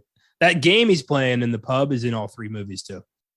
Is it really? Yeah, the arcade game that Ed plays. It's in Hot Fuzz. It's in the yeah, it is. Yeah. The pub, and then in The World's End, it's in one of the pubs briefly. You can hear the noises from it as he passes. That's right. Yeah. So neat. So they go up to they come up with the plan to take Pete's car, go to Mom's, kill Philip. The plan is I love this scene so much. Save Liz. They go to the Winchester, have a nice cold pint, and wait for all of this to blow over. Well, I like how the first plan was they're going to stay at Liz's and wait for this all to blow over. And it's like, I don't want to stay at Liz's. I want to smoke and play. It's the worst. I was like, to be completely fair, if David hadn't broken the window, the Winchester probably would have been safe. I don't know, because they do end up coming in the back. They do end up the zombies break that door. At the same time, they come in the back because of David fucking up the plan for Sean could lead them to the back discreetly. That is true. Yeah, I think they might have all made it. Yeah, because Mary had to chase him. Because I love that when he's turning the lights on and he just sees the zombies. And he goes, oh, he just closes the blind. Yeah. Oh yeah. That's a wonderful. Naked Pete upstairs. Love that. It's like, oh, I'm sorry, Pete. I love how the door. I kind of got the feeling that it kind of hurt Sean just a little bit because he was still kind of like, he was like, hey, if you want to come meet us at the pub later, I don't know. I always got the feeling he cared a little bit. I always got the vibe that he and Pete, he always hated the way Pete treated Ed, and that always hurt him. So I think, at the end when he finally has that moment of I said leave him alone, and blows Pete's brains out. Yeah. That was cathartic for Sean. Oh yeah. Yeah. Great moment. So they take Pete's car. Well, first they're like, why don't we come back here? And they're like, well, we can't come back here. It's not exactly safe. I love Ed's look at the state of it. He didn't do that. Yeah. You could argue based off the fact that they returned to it at the end of the movie, you probably could have stayed there. Yeah, honestly, Liz's is probably the best place. It was elevated. It had one way in. Know. That's where they should have stayed. Yeah, Liz's would have been the most ideal place to stay. Yeah, but I guess not. Something I also caught on with the recent 3 watches of this movie. I realized that he calls them zombies. He's like, "Are there any zombies out there?" And he's like, "I don't call them that," which means that in this universe, zombies already existed. So like they know the rules. They know what to do. I love that that's such a weird rule in pop culture. Like when it's a zombie movie, like you either don't say zombie at all or you go super ham with it and just constantly say zombie. My all-time favorite zombie entertainment is Dying Light, because in that game zombies existed and you refer to them as zombies, but they don't ham it up. It's just like a thing, like, oh yeah, zombies existed, but now they're real, so we got to deal with it. But that's because in that game, because I've played the first one, I have the second one, I haven't played it yet, but it's in my collection to play. But yeah, I mean that's just because like the storyline was like they're in that quarantine. The city like it had a zombie outbreak and they quarantined the city, and it was based off this potential drug that was being experimented with. So it's like, yeah, for them, yeah, it's normal because it's just contained to the city. The rest of the world's not worrying about it. So literally, like in the game, like that was the thing. Like they built up walls, and the only way into the city is to get air dropped into it. There's no other way in and out, and even then, you're not supposed to do that. It's like a special mission thing. So yeah, no, Dying Light is for those who are looking for a fun zombie game. Dying Light is so much fun. I cannot speak to Dying Light 2 yet. I've not played it, but I've heard it's pretty good. I don't know why it's getting so much hate. It's not as like scary as the first one, but I got hate because it had some bugs. It came out released with bugs, but they patched it up since then. But the other end of that, with them sustaining zombie, the other end of that I think and the worst is The Walking Dead. That's coming back because they're adamant to not say zombies because they live in a world where like Romero's films never happen. That fucking universe. That's the thing, right? Because Romero was the big one about like I don't use the word zombies in my movies. He never once used in any of his of the Dead films he ever did. So I guess for some reason people thought like, well, that's the standard. If Romero's not going to do it, then we're not going to do your own thing. Romero, that was his thing, and I get it.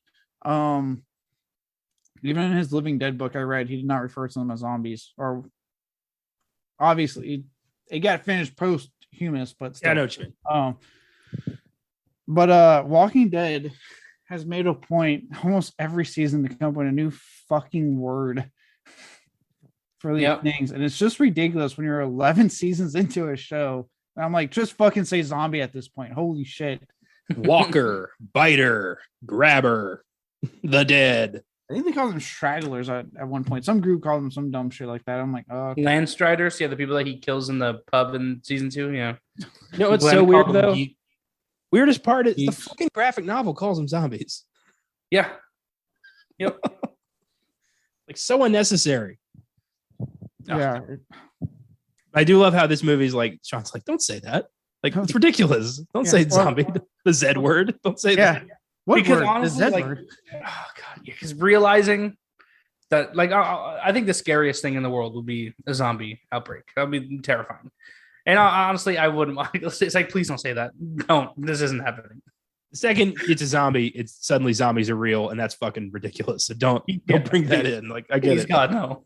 If you want, not the movie, but if you want to read a really cool potential like take on zombies, and they do use the word zombies, World War Z, the book. Oh yeah, the movie. Yeah, the book. It's pretty good.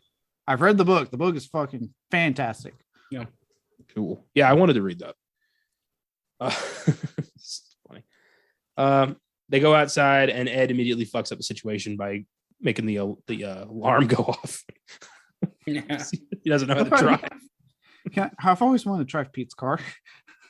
Might not get another chance. You won't. I like how his catchphrase "cock it" comes back again later at the end of the movie. Yeah, to help them figure out what to do with the rifle. I love that. Yeah. Cock it. Yeah, I've never heard that outside this movie. Also, how's that for a slice of fried gold? That's not an expression. That means nothing. They came up with that. It's wonderful. Driving Pete's car. I love when they just run over somebody, and Ed's like, "Who cares? He's either dead or he's dead. Like, let's go." He's like, "Yeah, that's the point." He's like, "I have to know if he was a zombie or not." I like how you see the car back up and the window come down, and Sean, hello, excuse me. I love when you see he is a zombie and Sean's like, oh, thank God for that. And they drive off. Like, it's so good. They make it to Mum's, and Ed's like, I gotta drive that Jaguar. Like, that's all he's thinking about. Like, during all of this shit, he keeps making the absolute worst decisions. I love how maybe I should stay out here, keep driving around, and if there's any problems, 3 honks, look after the car. okay. And then Sean, what? And he just fucking trips. Don't forget to kill Philip. Oh boy. But I love this kind of insight into the, Sean's, rough relationship with his stepdad. How they've never seen eye to eye because neither of them they're both too proud to make a move towards peace. So they've just kind of, simmered for 17 years. And clearly this has, hurt Barbara for a long time. She wants her family whole and she never gets that. I'm sorry, Philip. Sorry for what, Sean? It's like, what have you done now? No, yeah. So what's behind your back? Flowers, I hope. It's like, nope, it's just a cricket bat. Well, he's trying to convince Barbara to leave him. He's like, what if I told you on more than one occasion he touched me? Yeah, the face he makes when he says that to her. He's just like, he hey, knows no, he shouldn't have done that. I'm sorry. Yeah. Jesus. Oh my God. I like how he's like, no, you didn't call a doctor, did you? I ran it under a cold tap. A lot of overblown nonsense. Yep. And then he gets bit on the neck outside. Love that. Yeah. Stuff. I like when they get outside. After this, when they get outside, and Ed, yeah, so the car it wrecked. What? You were parked. Yeah. Yeah, and you just see it slammed into the fucking pole. Apparently, during the scene where Sean's in the house, you can hear the car hit the pole. Really? Like, it's very faint, but you can hear like a noise outside, and that's Ed ramming Pete's car into the pole. So they all cram into the Jag. There's still the child locks on. I love that. And Philip got bit, so he's bleeding out, and he's constantly angry about Ed's the volume of Ed's music. I love that. Yeah, it was really loud. Even I was like, "Come on, Ed, turn it down, man." Yeah, it was really fucking loud. That was ridiculous. I was like, not that. Look, I've to and from work, I have listened to my music loud, but that's to and from work. I'm not when there's a zombie apocalypse happening, and then there's lives at stake. Maybe we don't put in the metal tape. Yeah, well, may's now not the time. I do like kind of I know we talked about it already, but like they take this moment before before Philip gets it for him and Sean to finally just talk and have that moment where Philip's like, look, I know it was really tough. I didn't know what to do. You were a teenager when I came in, and kind of have the moment like I fucked up. I wasn't the best stepdad, but I wanted to try. Dude, every time he says you needed motivation, and he just says his voice cracks. I thought it could be me. Like every time my heart skips a beat, and I'm like, Jesus, this got real. And then he says, he's like, I've always loved you, Sean. And I was like, oh no, stop it. Yep. And I love how Sean, he starts crying. Pull over, Ed. Yeah. He acknowledges what he said. He was my dad, but he's not anymore. It's like, oh, dude. Yeah. Yeah, I love that conversation with Barbara Howard. Again, how Edgar Wright and Simon Pegg just are able to jump tones so excellent. Yeah, subtly.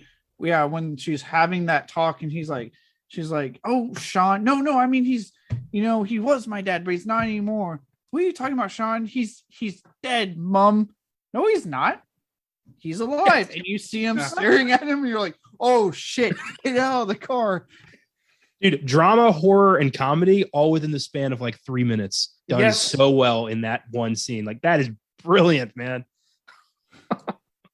This movie is a fucking you always hear reviews oh, this movie was a roller coaster. This movie really is a roller coaster. Genuinely. There's a little bit of everything in this movie. It is beautiful. When they get out of the car and instead of just dragging Philip out of the car, they abandon their only vehicle and weapons. That's what my friend said too. She was like, just drag him out of the car and get back in the car. Yeah, I do like when Sean's talking to his mom again, and he's like, "No, mom, yes, it's Philip, but it's not him as you remember." And as soon as he says that, he turns the music off. Yeah. There's nothing left of your husband in there. Nothing. I like that that sigh of relief that zombie Philip does. Like, Yeah. I just like the cute little change he has where he's like, Mom, that's not my dad in there. And she's like, oh, Sean, come on. And he's like, no, he was, but he is not anymore. I like that. Yeah. God damn it. Come on. that was touching. So now they have to go the long way and they go through some neighborhoods. And I love when they encounter Yvonne and her like line of people who are identical to his line of people. This was my first time watching this film and realizing that is Martin fucking Freeman in there. Yeah. I paused. I went, wait a minute. I Googled and I went, holy shit, it's Martin Freeman. I never noticed. Yeah. Her cousin, like the Ed lookalike at the end of the train, is Matt Lucas, too. I don't know if you know who he is.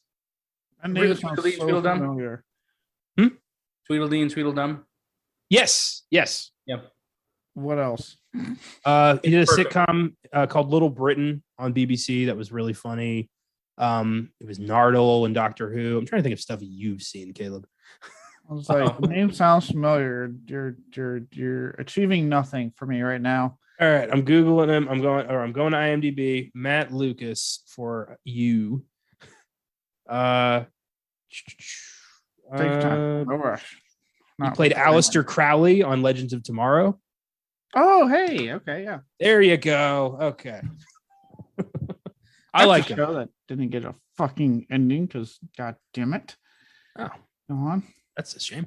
But yeah, I love that. I love that Yvonne is like these more successful, focused Sean. Like whenever they meet, I love it. You know, how you doing? Surviving. It's like life's not great, but I'm making it. Yeah. Well, I love how like everyone is reflective of the other members of the group. It's so great.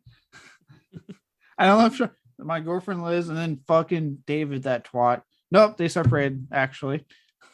I'm like, oh, shut the fuck up, David. Where are you going? Winchester. The pub. Yeah. Yeah. I love when they're walking through and like Sean's like, everybody okay? And Ed is in the back, like, yeah, we're having a whale of a time. Such an asshole sometimes. I love when they're all saying hi to each other and both versions of Ed are just, hey, as they're looking at like, like an incoherent grunt, just like, they find Snake Hips dead and being eaten. They're like, yep, we're close. I love when as they're going through the backyards and they're like, all right, it's just right over there. Let me just see how it looks. That fucking kid slide. That's what thing goes. And it goes right back down. Like, well, it's surrounded. It doesn't look good. Yeah. I love the look on his face. He's like, he's terrified. Like, well, is it clear? And he's like, no. I love when they have to fight that one zombie in his pajamas who bites Barbara. Yep. And Diane counts. It's like, yep, 1, 2, 3, 4, 5. He's like, there's 6 of us. Like that one line always made me laugh. Wait, someone's missing. And Liz and Diane help him take down the zombie, and David and Ed are just standing there. I don't want to cramp on your style. Yeah, I love that. You guys could have helped. I don't want to cramp on your style. Feel free to step in anytime. I like when they're learning how to fucking moan like a zombie so they can make it to the pub. Yeah. I love what she's like, Barbara, that's great. He's, oh, sorry, I was miles away. Yeah. Ed's like, I'll do it on the night. And he's like, it is the night. Who died and made you fucking king of the zombies? Yeah. God damn. It's a good idea though, you know, stagger your way through the zombie horde. But I guess these zombies operate on sight because most of the time it's like a scent thing and they got to cover themselves. Yeah, mostly Walking Dead. I hate how, but it's still going. They did that thing where you have to cover yourself in guts to make it through. Yeah. Good advice. Of course, in the hell of in this world, you can just kind of look like you're acting like a zombie, and they'll just leave you alone. Yeah, which is actually this whole like everything about this was like it's like one of my favorite set pieces, comedy wise, when they're getting through the horde. Then Ed takes the fucking phone call. Oh my god, dude. 2 seconds. His fucking deal was like, yeah, I don't have anything. Nothing. Oh no, we're just trying to get into the pub. Weird, isn't it? Yeah.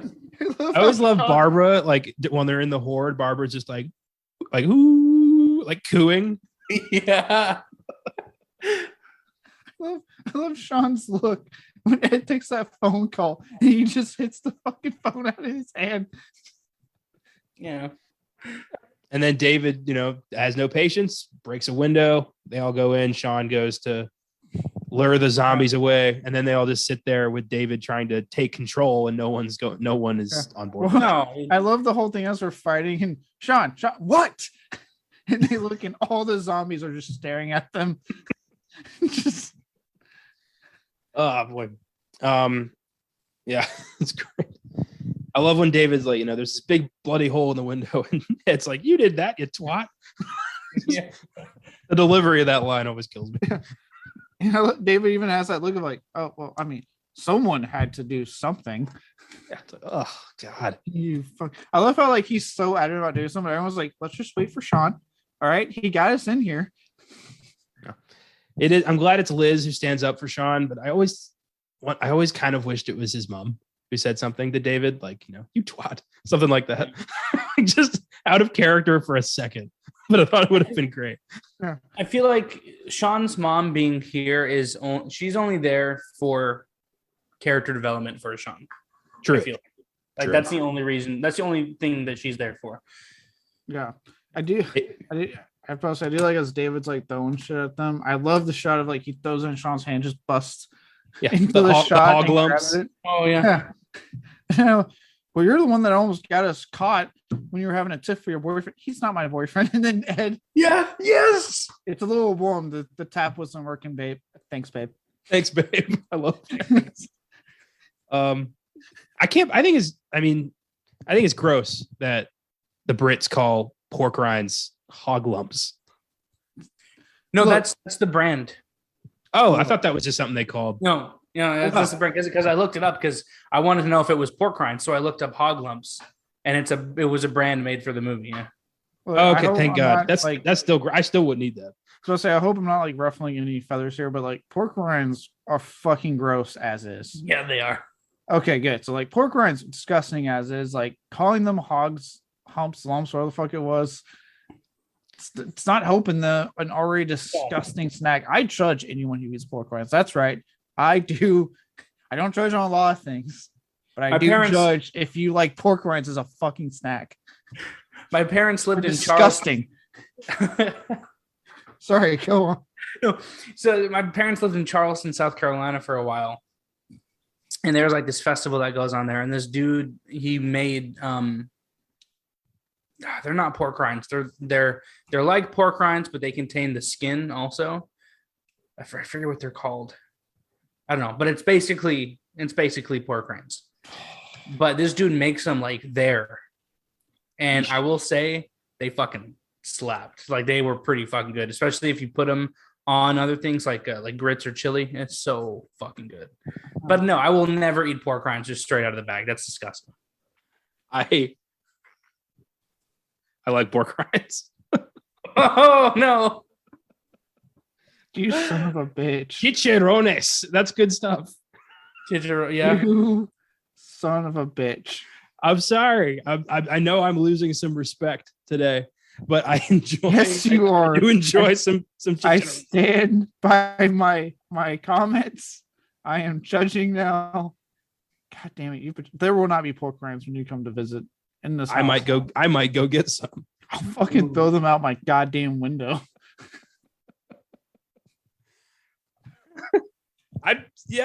Sorry. I like them. Not flavored. I like plain. Not like a chili lime guy, but regular. God, you don't even like flavor on them? No. Not really. I like salt. Hey, Like salt. What is first you like something gross, and you're like, let's not put any flavor on it at all. Let's not even try to make it better. I got no way to defend myself here. I like pork rinds. Do you like salt and vinegar chips? I hate salt and vinegar chips. What about you, Caleb? I hate salt and vinegar chips. I'm with Connor. I fucking hate them. I ordered those by accident the other day, and I was so pissed. I will continue to eat them. I got the wrong chips, so I was like, God damn.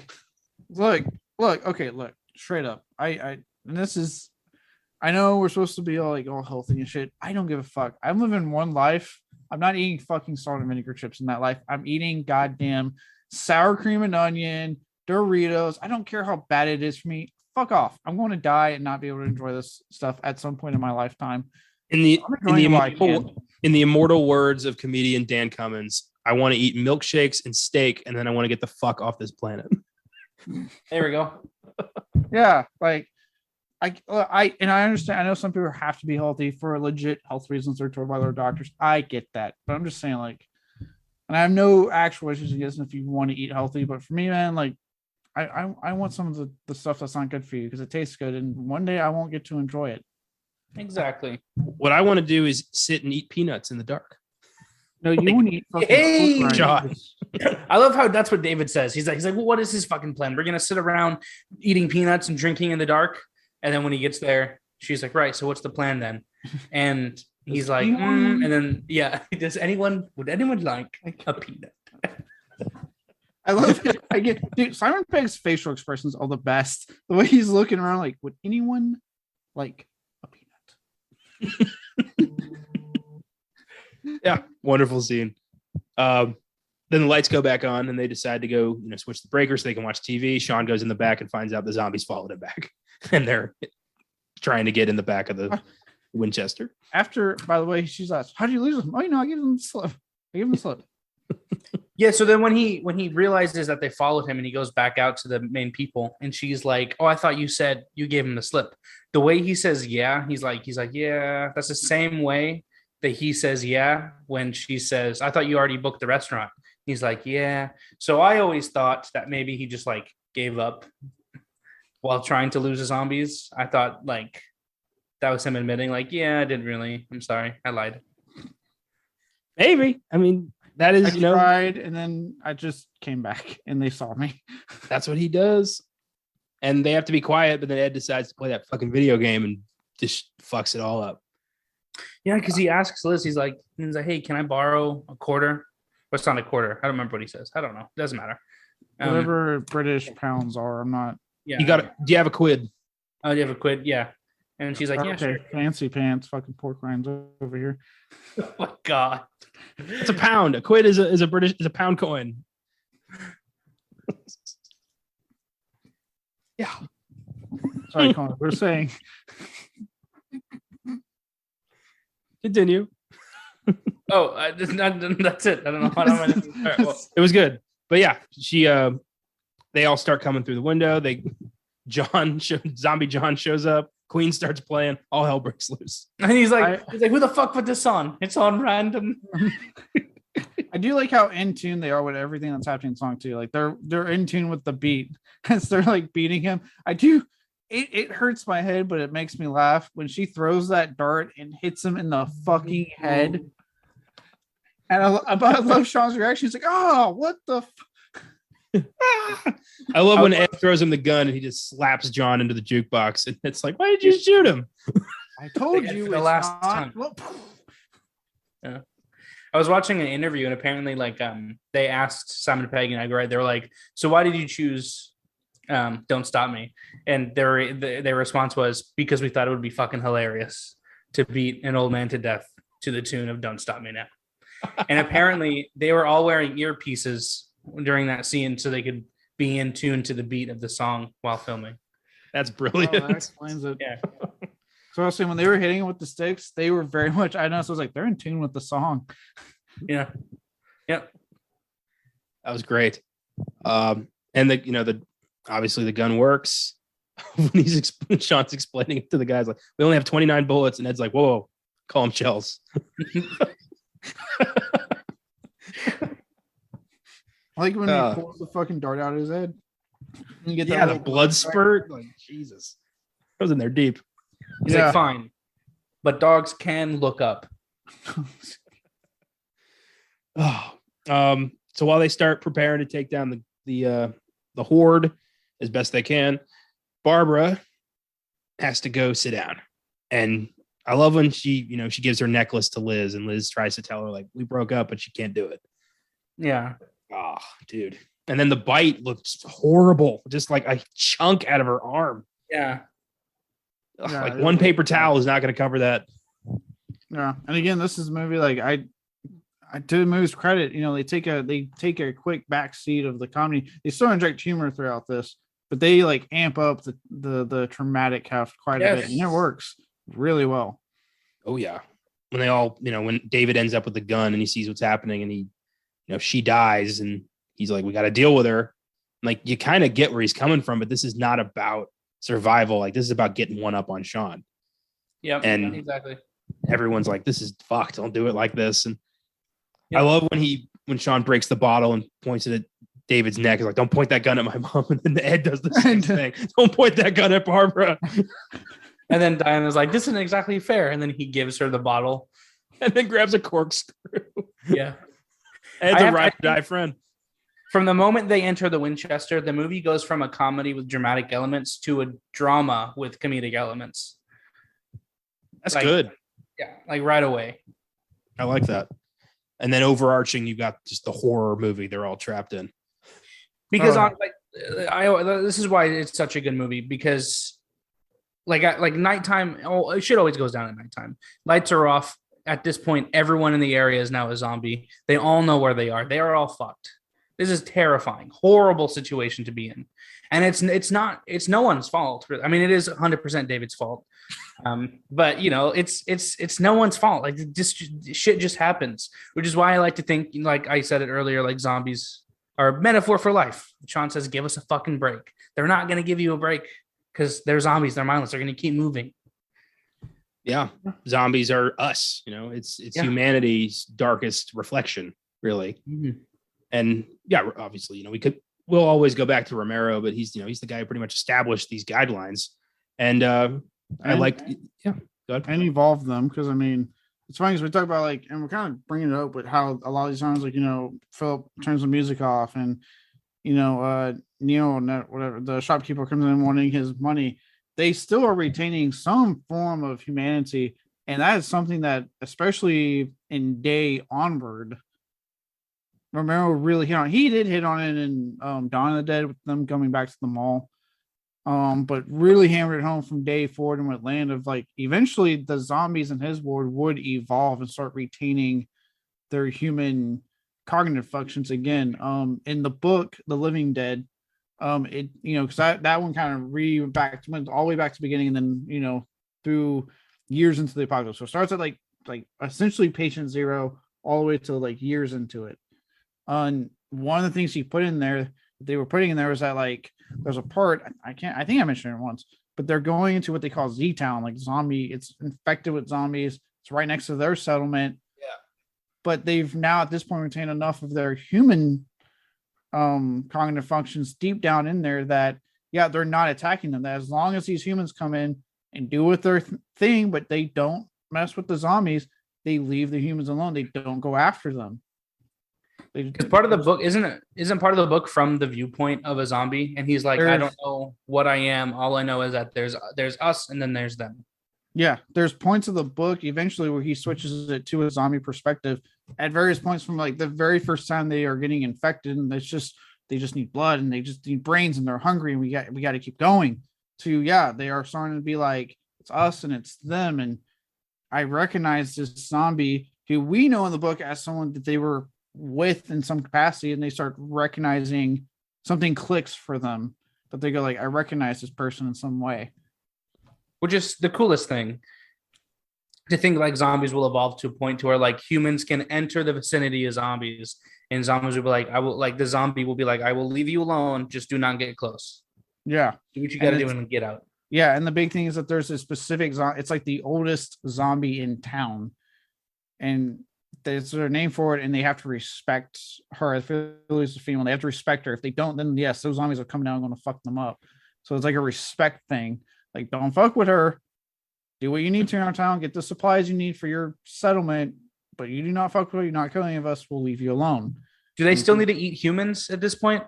At various times, it's implied that not only do they eat humans, but they also eat animals, so that they are finding ways to do it. And as the years go on, the need for brains starts to slightly lessen.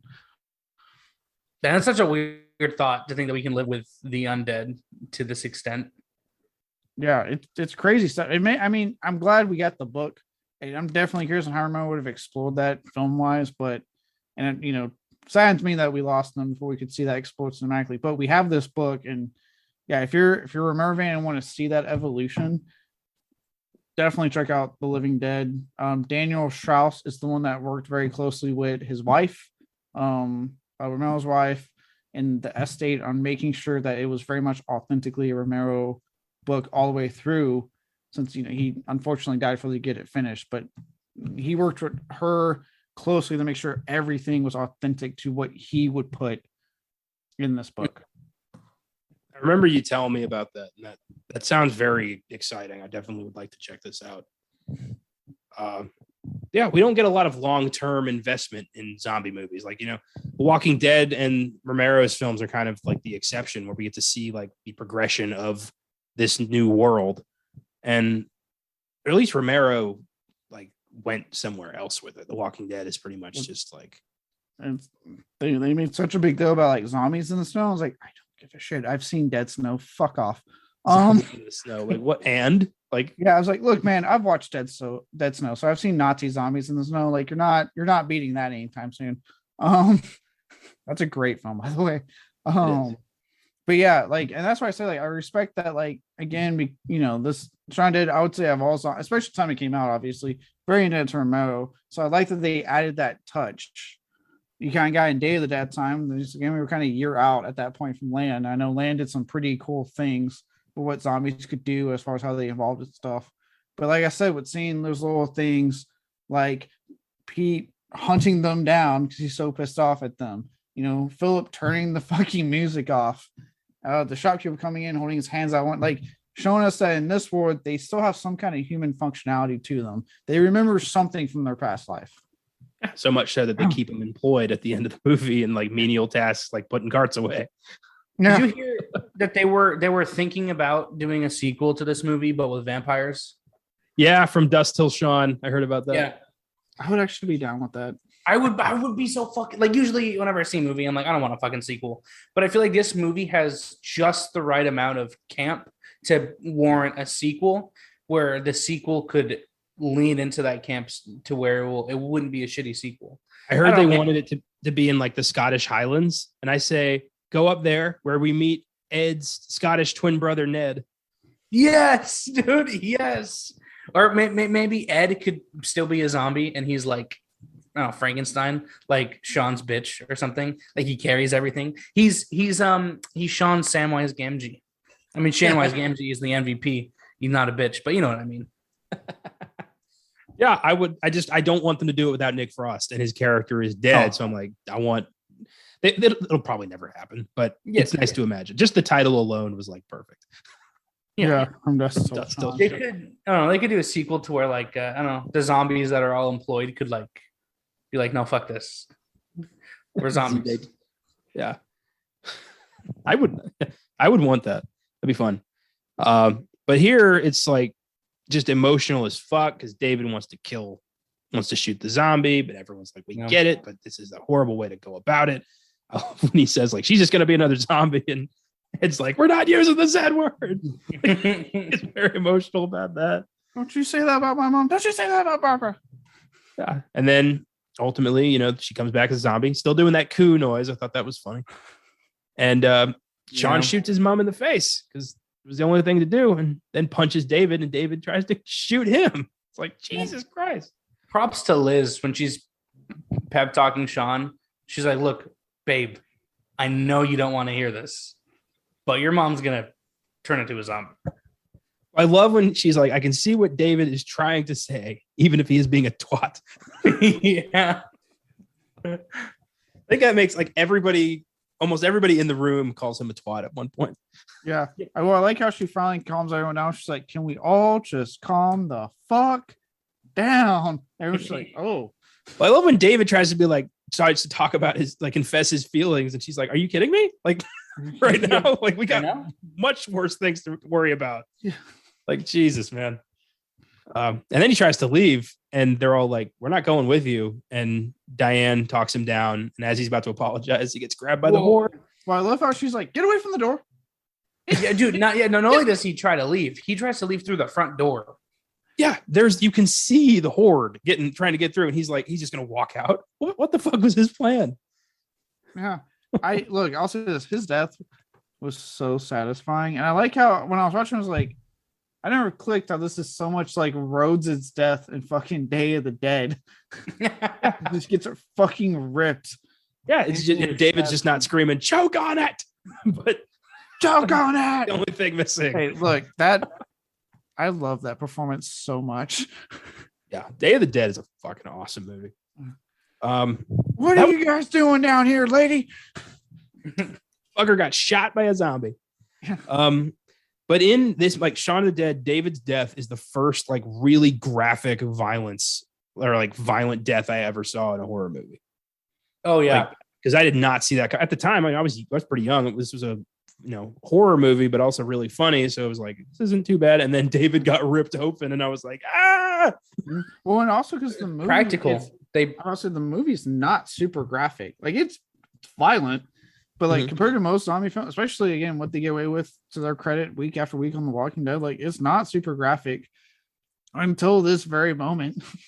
No, he's ripping his guts open and just eating it, and he's just when all the limbs fly off.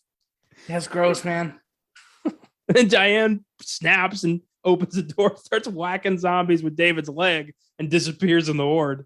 She survives. There's like a outtake. There's like a deleted scene where she survives. She like climbs up a tree or something. I got that whole story in my Filmgazm facts. We're definitely going to talk about that. Oh, sweet, yeah. But yeah, it's just like, what the fuck? All of a sudden, they're all coming in. And Ed starts making cocktails, and the Pete shows up. He's like, Shaun, look who it is. Fuck a doodle do. Oh, I love when Ed tells him, don't groan at me, you thick fuck. Yeah. Like, oh, there's and did you see who bites Ed? It's Bernie. It's Bernie, the trophy wife. Yeah. God damn it. He gets bit twice. He gets bit by Pete and Bernie. And I love when Shaun kills him. He's like, Pete, I said leave him alone. Well, I love when he yells Pete, and Pete Zombie's like just looks up, like, I heard my name. Yeah. Again, it's kind of that homage to Ramon that these zombies do have a bit of their humanity left. Yeah. It's in there somewhere. So sad to see Ed get bit. I was like Shaun. I was like, no. I remember the first time I saw this, I was like, no, I liked him. No. Oh boy. And then I don't know why they all didn't just go to the barrel hatch to begin with. Like, that's where they should have hit out. Oh yeah. If Ed knew about that, he should. Why didn't he say something?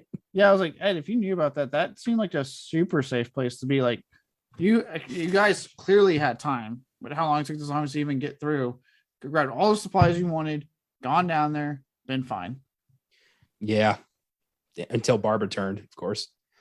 I always think. Well, no, we'll get there in a second. Okay.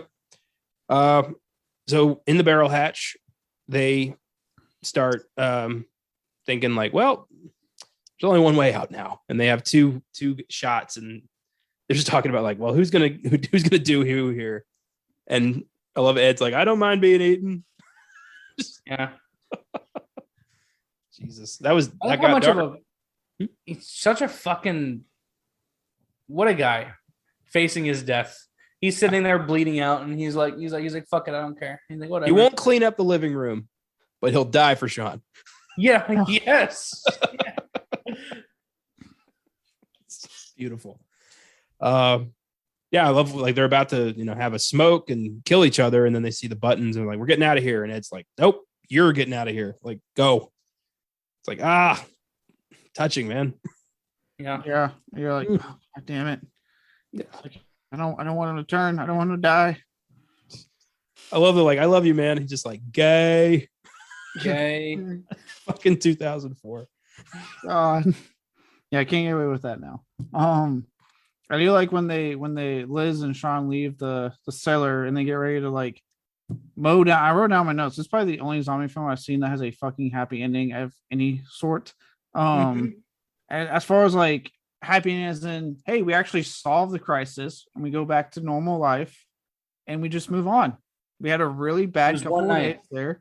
Yeah, we had a real bad night there, but now we're good. Yep. So they called in the MI5. It was all taken care of. Yeah.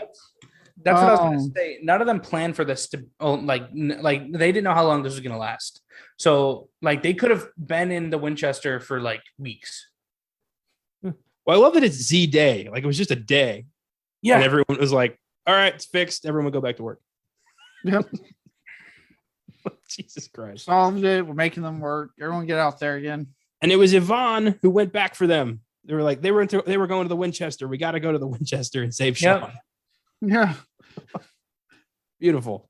I like how they have that moment like, where's your group? It's just me. Is it just you two? Yeah. No.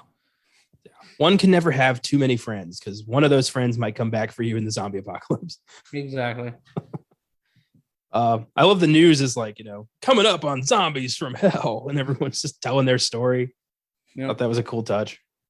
She's like, I still love him, Trisha. He's my husband. She's like, do you go to bed with it? And she's like, of course I do. I love the Zombie charity is fucking Coldplay. Yeah. Liz and Sean are living together. It's a little cleaner. They have a plan. It's not too much of a plan. It's their plan, and that's what matters more than anything. And they got Ed in the shed, just playing PlayStation, being a zombie. I love when he's reaching for the controller and Ed's about Ed. I love that his zombie noises sound a lot like his orangutan noises. Yep. And then we end with "You're My Best Friend" by Queen. It's like, wonderful, come on, man. Perfect movie. Yeah, this is a 10 out of 10 movie. This movie is just amazing. Did I miss any moments y'all wanted to elaborate on? I think we hit it actually. Like I had a lot of notes, all good notes, but yeah, we got all of it. Sweet. Well, here are some Filmgazm facts for Shaun of the Dead. Number 1, George Romero, creator of the movies to which this movie pays homage and lampoons, was so impressed with Simon Pegg and Edgar Wright's work that he asked them to cameo in Land of the Dead as zombies, which is great. Oh, shit. That's pretty cool. Yeah. There's a scene in Land of the Dead where they're at like some party thing and there's like zombies chained up on the wall to like throw shit at, and it's Simon Pegg and Edgar Wright. Oh, that's so fucking cool. Really cool. Yeah. Number 2, Sean's last name is Riley. It can be seen on a poster ad from Sean's DJ days. So his name is Sean Riley. If you were curious. I wasn't, but okay. Okay. Number 3. He was a DJ? He was he was a DJ. He was ripping that electro up. Like he was a DJ. I love that. I want a prequel, just Sean as a DJ. So even though it looks like Diane dies, the DVD's animated special feature plot holes. What happened to Diane when she left the Winchester? Explains that Diane makes it through the crowd of zombies, climbs a tree, passes out, awakens to utter silence, and out of fear, stays in the tree for days, surviving on David's leg, and eventually goes to live with her aunt. She remains in Christmas card contact with Sean and Liz. So she just didn't know the apocalypse was fixed. She stayed up in a tree and just ate David's leg. My God. That's so fucked up, but makes me laugh. Jesus Christ. Yeah, I give Shaun of the Dead a perfect 10. It's a flawless horror comedy and just gets better each time I see it. Yeah, I'm gonna give it a 5. I think. No, I'm kidding. What the fuck? Did you actually think we were gonna give this movie anything other than a 10? It'd be hilarious if at the end of this you're like, the more I think about it, it's just not that good. Yeah, after talking about it, I give it a 2. Honestly, perfect 10. Obviously, come on. Oh yeah, solid 10. Yeah, I'm with that. Perfect 10. This is one of the best horror comedies, one of the best zombie films that isn't, outside of Romero's work, one of the best zombie films I've seen. In fact, for me, all 3 Cornettos are 10s. I love. I will say, I think. Okay, so I like Hot Fuzz a little more as a movie than this movie. I like Hot Fuzz is my favorite Cornetto Trilogy movie. Same. Hot Fuzz is a 10. Honestly, I would give it an 11 if I could. Shaun of the Dead is a 10, and World's End I give a 9 just because I don't know why. There's something about it. Maybe I just don't like his character in that movie as much. World's End, the character of Gary King reminds me so much of a certain family member I'll tell you about when I'm done here. But it's like, holy shit, that's him. So no. It's a personal one for me. Yeah, I'm kind of with that. Like, it's a toss up between Hot Fuzz and Shaun of the Dead as my favorites in this trilogy. Like, I really like those two, and they are 10s. And I really like the World's End, but I think at the same time, because it took us so long. Because I remember they did Shaun of the Dead, then they pretty much went right into Hot Fuzz. Yeah. Then after that, Simon Pegg went to go do his thing, Nick Frost did his thing, and Edgar Wright was doing his thing. We waited a long time, and they were teasing for a while, like, "Hey, we might get back together and finish it off. It might be the time." It took forever to get the World's End. That by the time I got, I was like, "Oh shit, finally!" And I've only seen it once when it came out, and I rented it. I haven't seen it since. It's honestly due for a rewatch. Well, hold off. Maybe like when I get up there, it'd be fun to watch the World's End. I like how in every movie in the trilogy, Simon Pegg and Nick Frost characters, they always so in the first movie, they're lifelong friends. In the second movie, they meet and become friends. And then in the last movie, they fucking hate each other. Yeah, it's a cool, like, different stages of friendship kind of thing. Because they do end up becoming friends again by the end of the film. Yeah. I also like how in World's End they flip it, where like Nick Frost for once got to play the more serious type, and then Simon Pegg was the more just like hasn't grown up yet type. Yeah, he plays a character that just wants to get loaded. He wants to be free to do what he wants. So that's what he's gonna do. So yeah. This was fun. Thanks for listening, everybody. If you like the show, feel free to follow us on Facebook, Instagram, and Twitter at Filmgazm Productions. If you want to suggest films for us to check out, give us feedback, you can email us at filmgazm@gmail.com or send us a message through the socials. You can check out our website, filmgazm.com, where you can find reviews, articles, trailers of upcoming films, and every episode of all of our shows. If you want to support us, you can click on Support This Podcast on your preferred provider, and we appreciate whatever you think we deserve. Next week, the gauntlet continues with a film that perfectly blends horror with sci-fi and spawned an enduring franchise that continues to this day. A killer robot from a post-apocalyptic future is sent back in time to the 1980s to find and kill the woman who will give birth to the leader of the human resistance in the future. Now, Sarah Connor and time-traveling soldier Kyle Reese must find a way to stop and destroy the Terminator. A landmark film in sci-fi and the true beginning of James Cameron's career. We can't wait to dig into the Terminator next week. This is going to be fun. Oh, yeah. I mean, Terminator is great. And it is a horror film, which I am so happy to be seeing it reclaimed in recent years as a fucking sci-fi horror film. So everyone's like, I don't know what happened, but in recent years, people have been watching going, this does kind of have a slasher formula to it, doesn't it? And it's like, yeah. It can't be, it can't be bargained with. It can't be reasoned with. It absolutely will not stop. That sounds pretty familiar. Yeah. And it came out in the 80s. Man, what was the biggest thing in horror in the 80s? Yeah, dude, 1984, we got Freddy Krueger and the Terminator for the first time. Big year. Yeah, Michael Myers was coming back. Fucking Friday 13th was on its fourth movie. Yeah. And the Terminator, it's just such a great franchise starter. It does so much with like not a lot. It's a very sparse film, but it's so epic. And I'm I'm psyched to finally talk Terminator. We've teased Terminator a few times on various shows, but this is going to be our first real foray into the franchise. And it's part of the career that I like out of James Cameron, his pre-Titanic years, when he cared about both story and special effects. Oh my God. Now I think I think he cares a bit more about special effects and stories nowadays, but yeah, you could say that. So don't miss The Pacifier on Fridays Beyond the Bad and Road to Perdition on Oscar Sunday. Until then, don't get red on you, live life to the fullest, and keep watching movies.